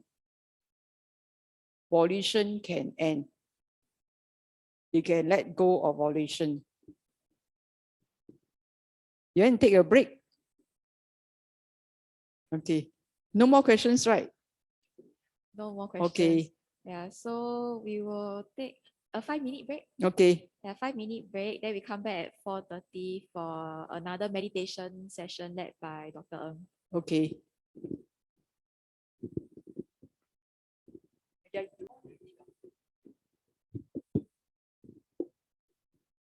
Okay. So now I'm just going to give a short discourse, or a short way of actually how to read a sutta, how to enjoy a sutta. So first of all, we are disciples of the Buddha, and the Buddha had passed into Mahaparinibbana 2,600 years ago. So he is our only teacher. So how to receive his teachings? His teachings are in the suttas.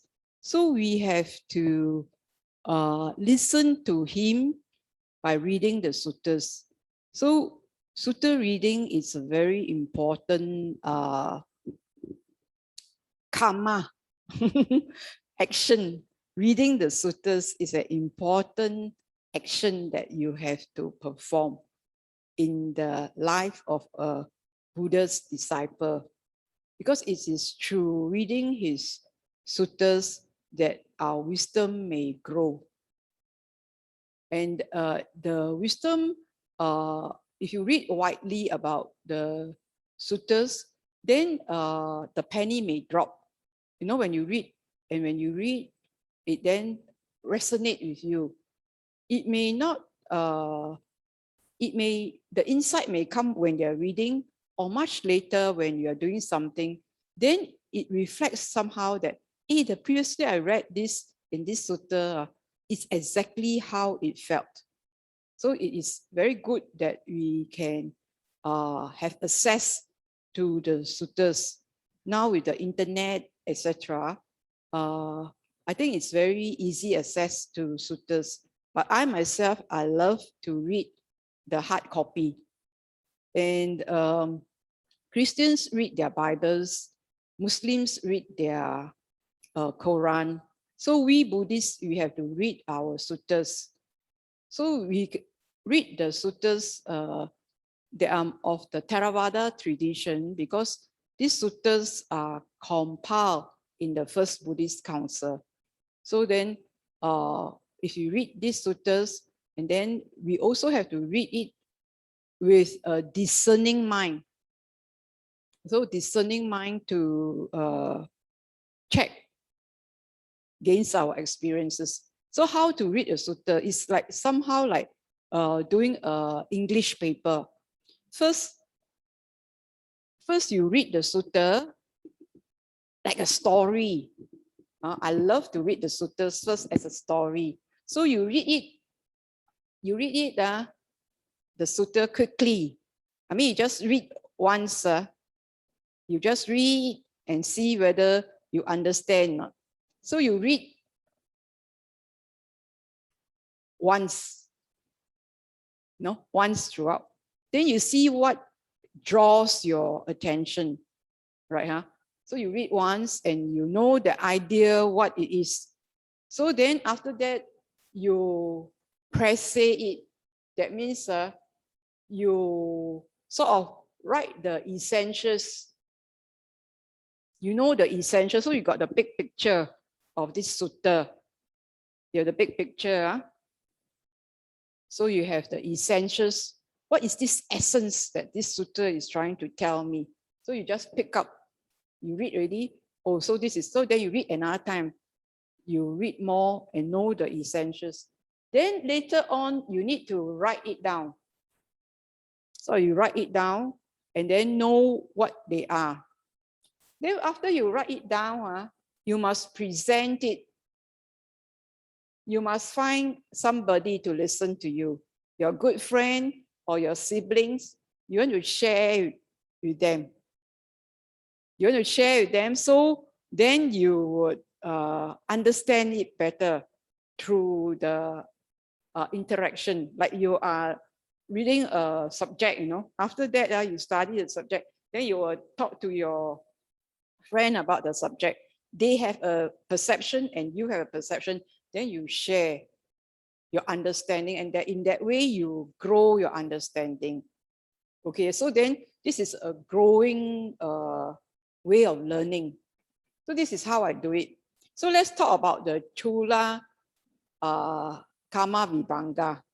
So I read once, so the Chula Kamma Vibhanga Sutta. So there are many suttas, right? So I read the sutta. Then after that, I'll see what is the essence.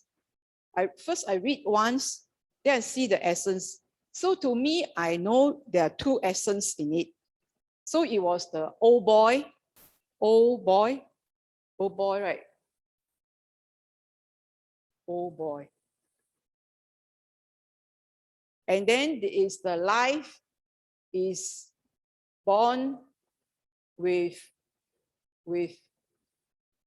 beauty, health, and wisdom. Oh, this is the two essence. Then I can remember it already. And once I remember it, I can write it in a PowerPoint, or I can write it in a like this board. I will talk about where, because this is a sutta, usually start where, who, what are involved. Okay, where is it? Jetavana. Who? The Subha and the Buddha. What is it about? This is the essence, essentials, the essence. And then usually you want to remember, right? You want to talk to somebody and remember something.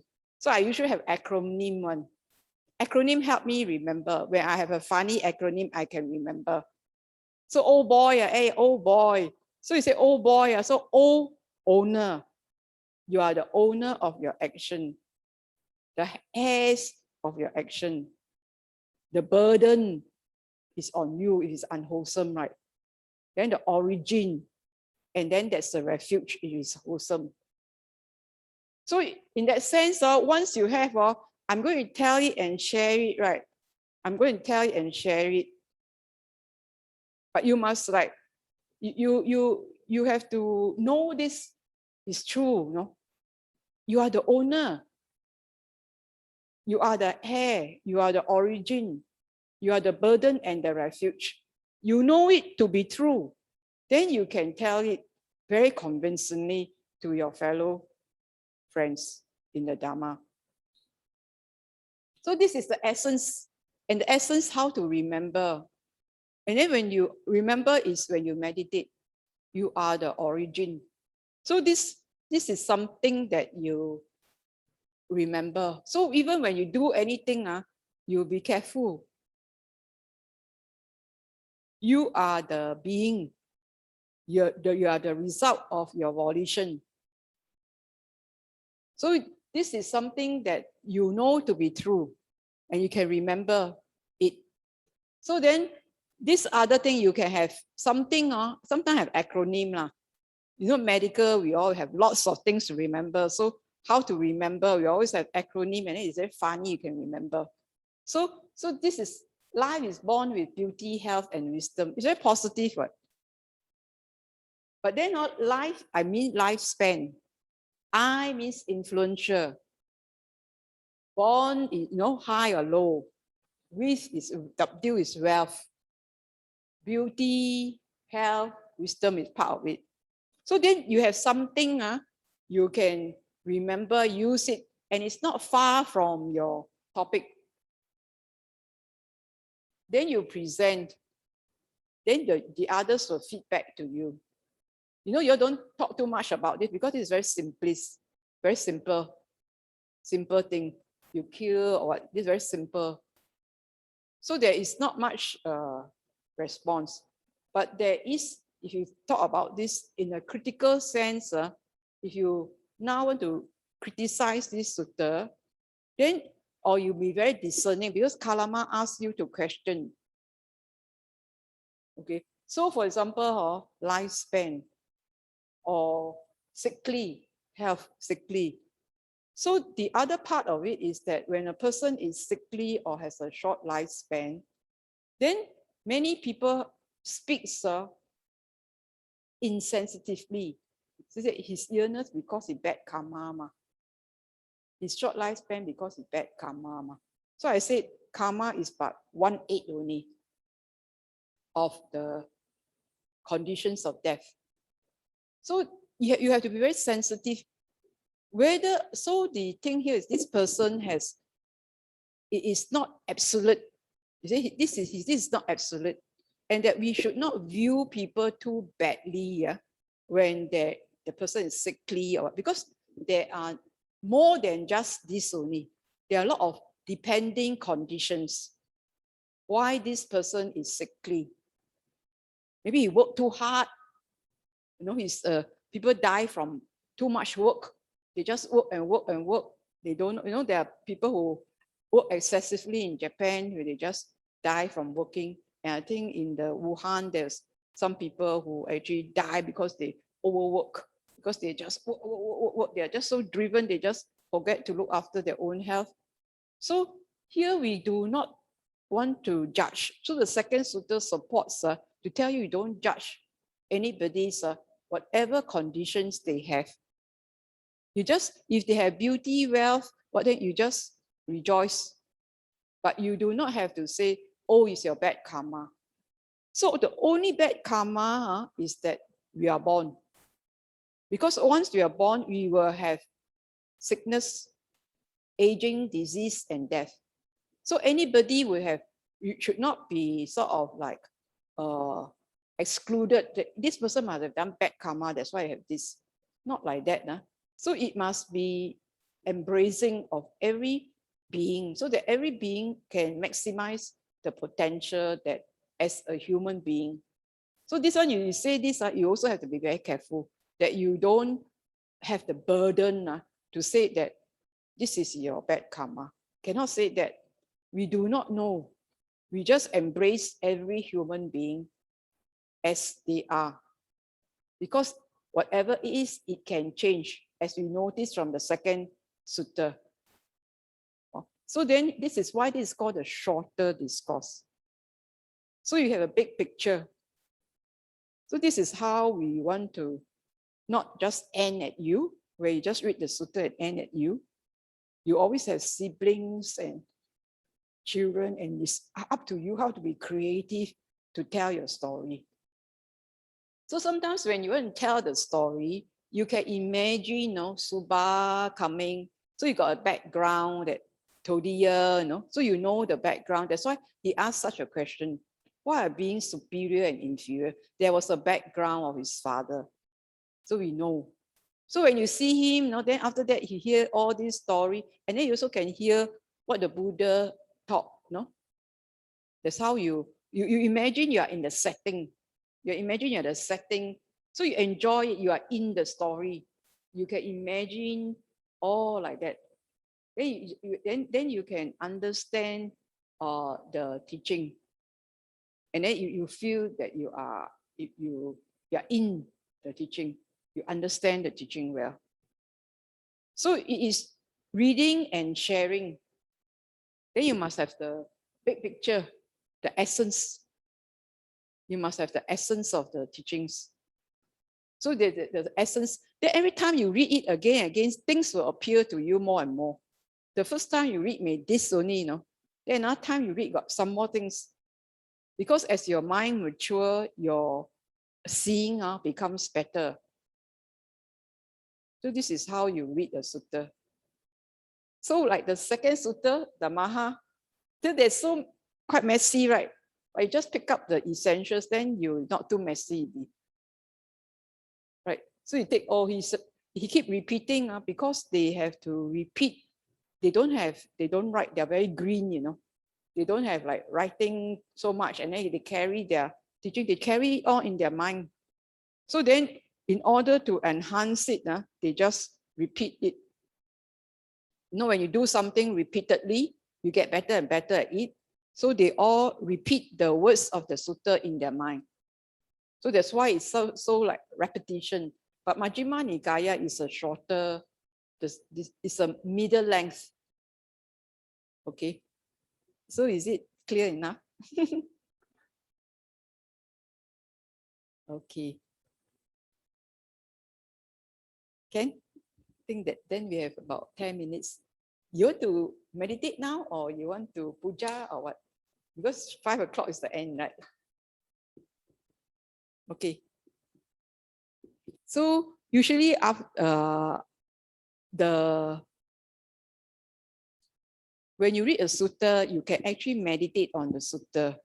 The Christians used to just reflect on the suttas or their Bible readings when they just feel that these readings are just reflection. So their meditation is just reflection.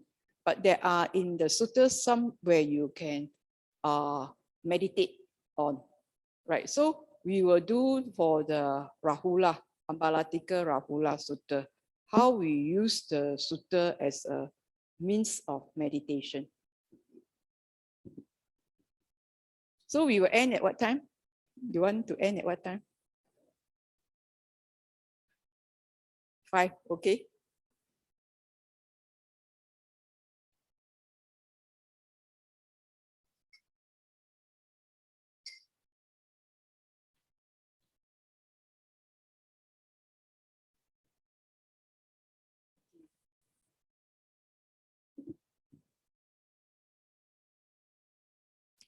Now you settle down yourself. If you can sit on the floor or sit on a chair, then you settle yourself. So now we want to do that part of Ambalatika Rahula Sutta before we meditate, during we meditate, after we meditate. So it is mental action that we are going to do. So the intention here is to meditate, to sit. So sitting is mindfulness of the body. So in mindfulness of the body, you feel the bum on the seat, feel the spine straight, erect, up to the top of your head. In this way, you find yourself mindful of the body.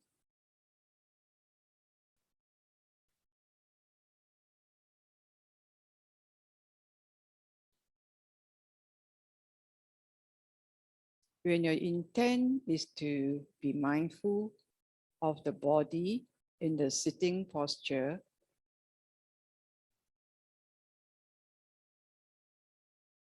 you keep your spine erect in a comfortable way.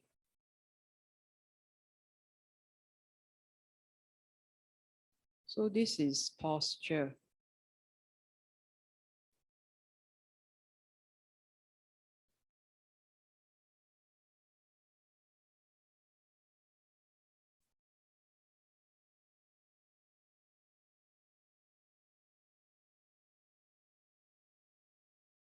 So the intention is to keep yourself in the sitting posture.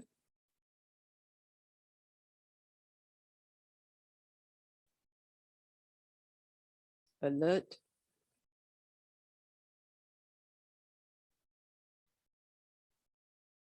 Is the intention of sitting in this way have a pleasant effect on you?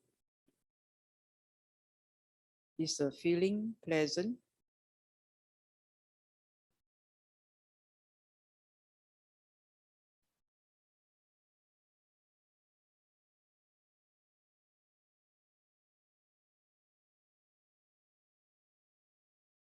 So now you sit and you notice your posture, erect, straight, upright. Does it not feel good?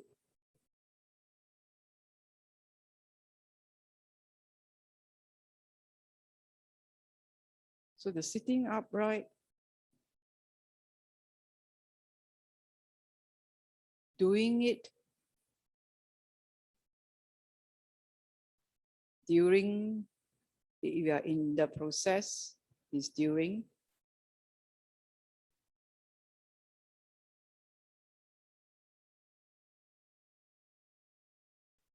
Do you feel calm, peaceful,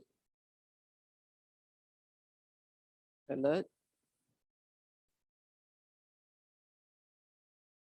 This is during. If there are thoughts, then you just drop and come back to the posture, breathing in, breathing out.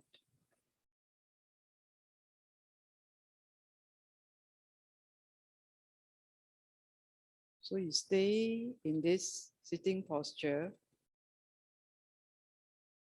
and breathe in and breathe out.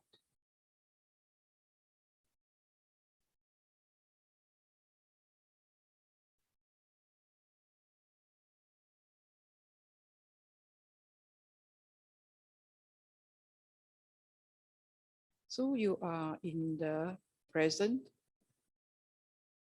not in the past or the future. You are in the now, looking at your sitting posture and the breathing in and out.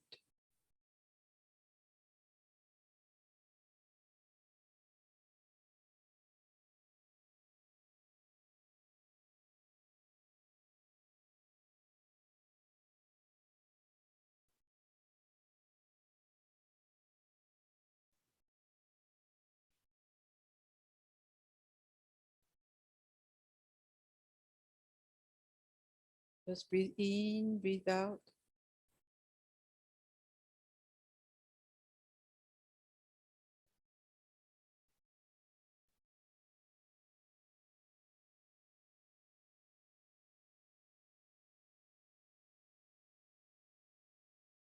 Just breathe in and breathe out.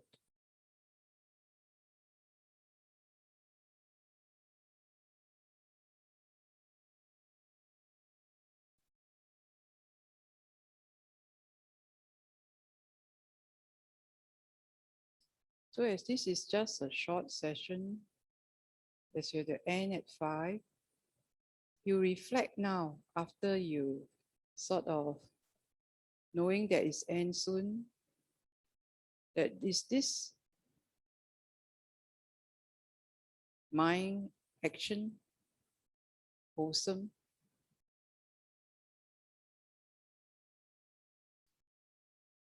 Is this mind action has a pleasant effect?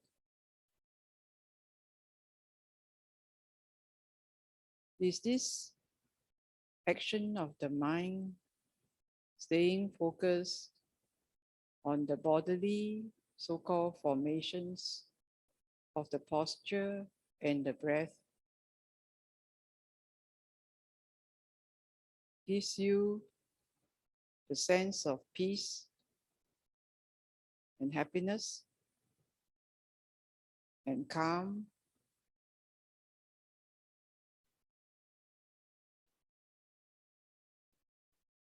If it does, then you know that you can rely on this to be your refuge, that you can go into this state and be calm and peaceful.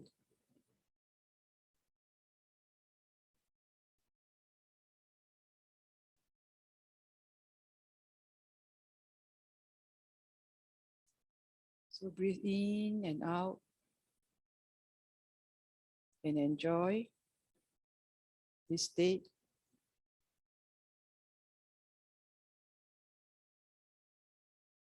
And you must also be aware that you can always go and be grounded in your body.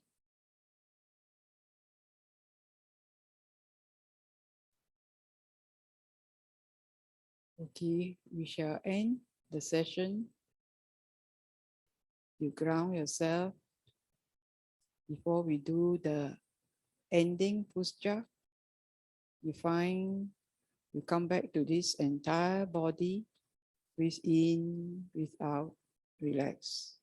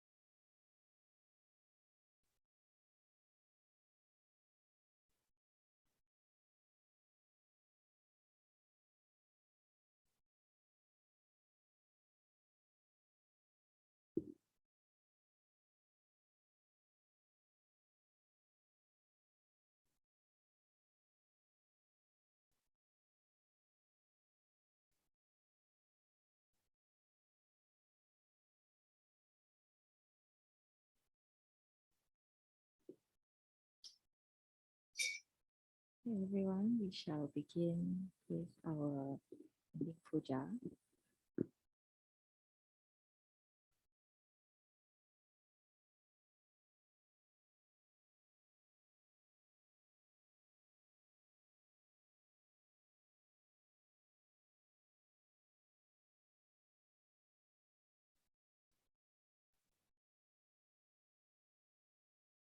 Okay, let's put our palms together.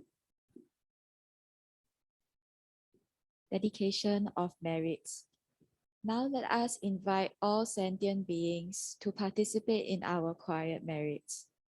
Etawata ca amhehi sampatang punya sampatang sabbe dewa sabbe buddha sabbe satta anumodantu sabba sampati siddhya.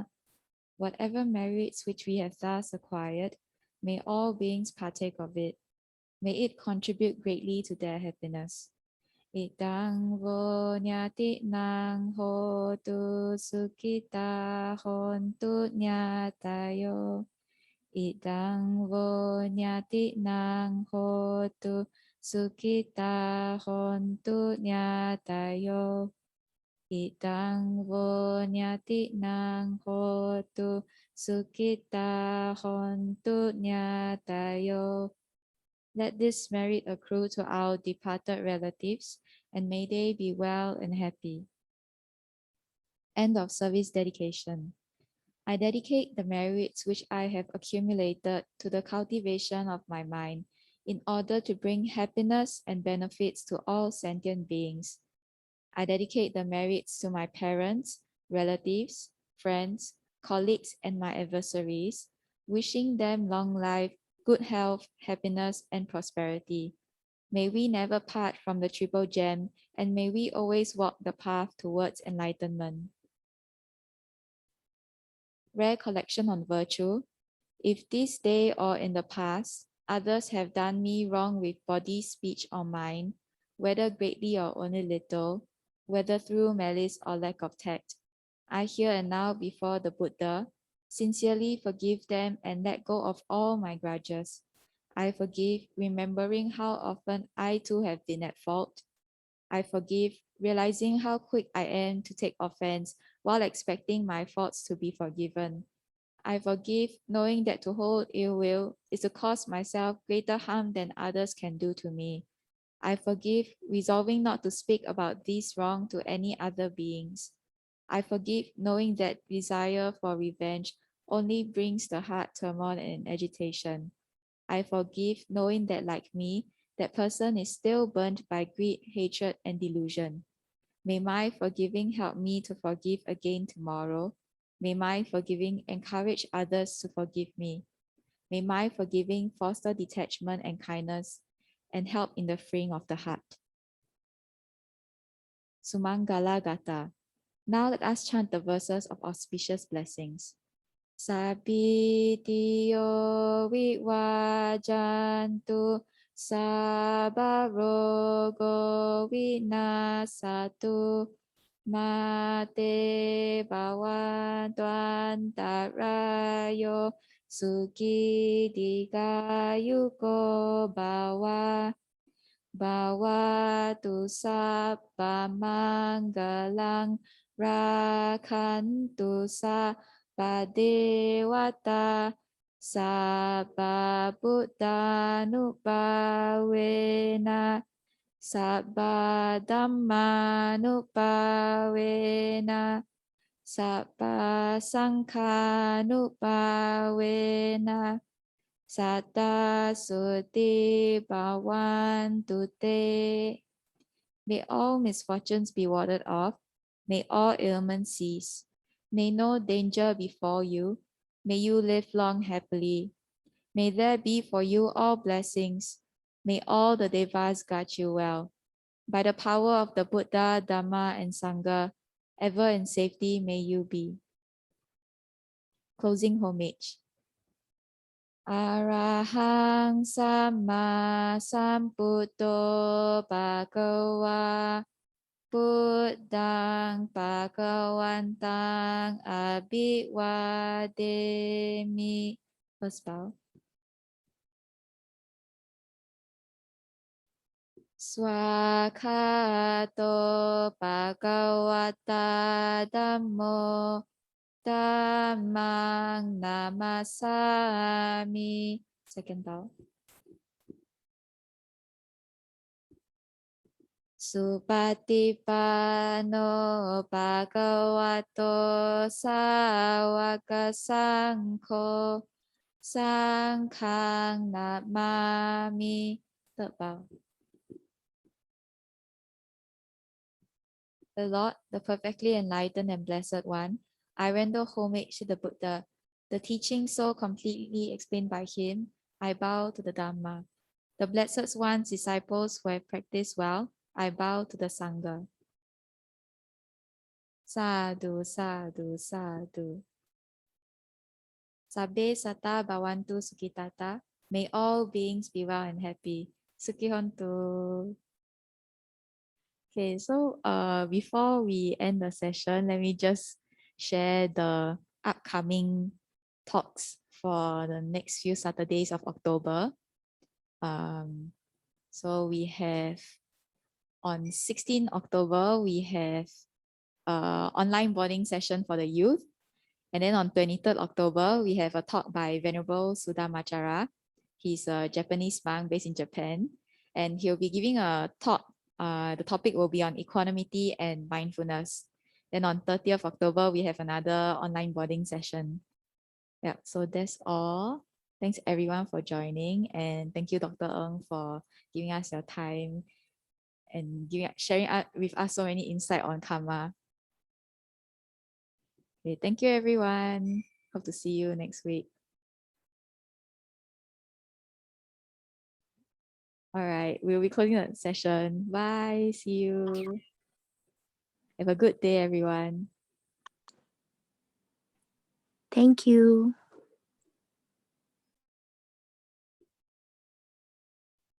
Bye bye.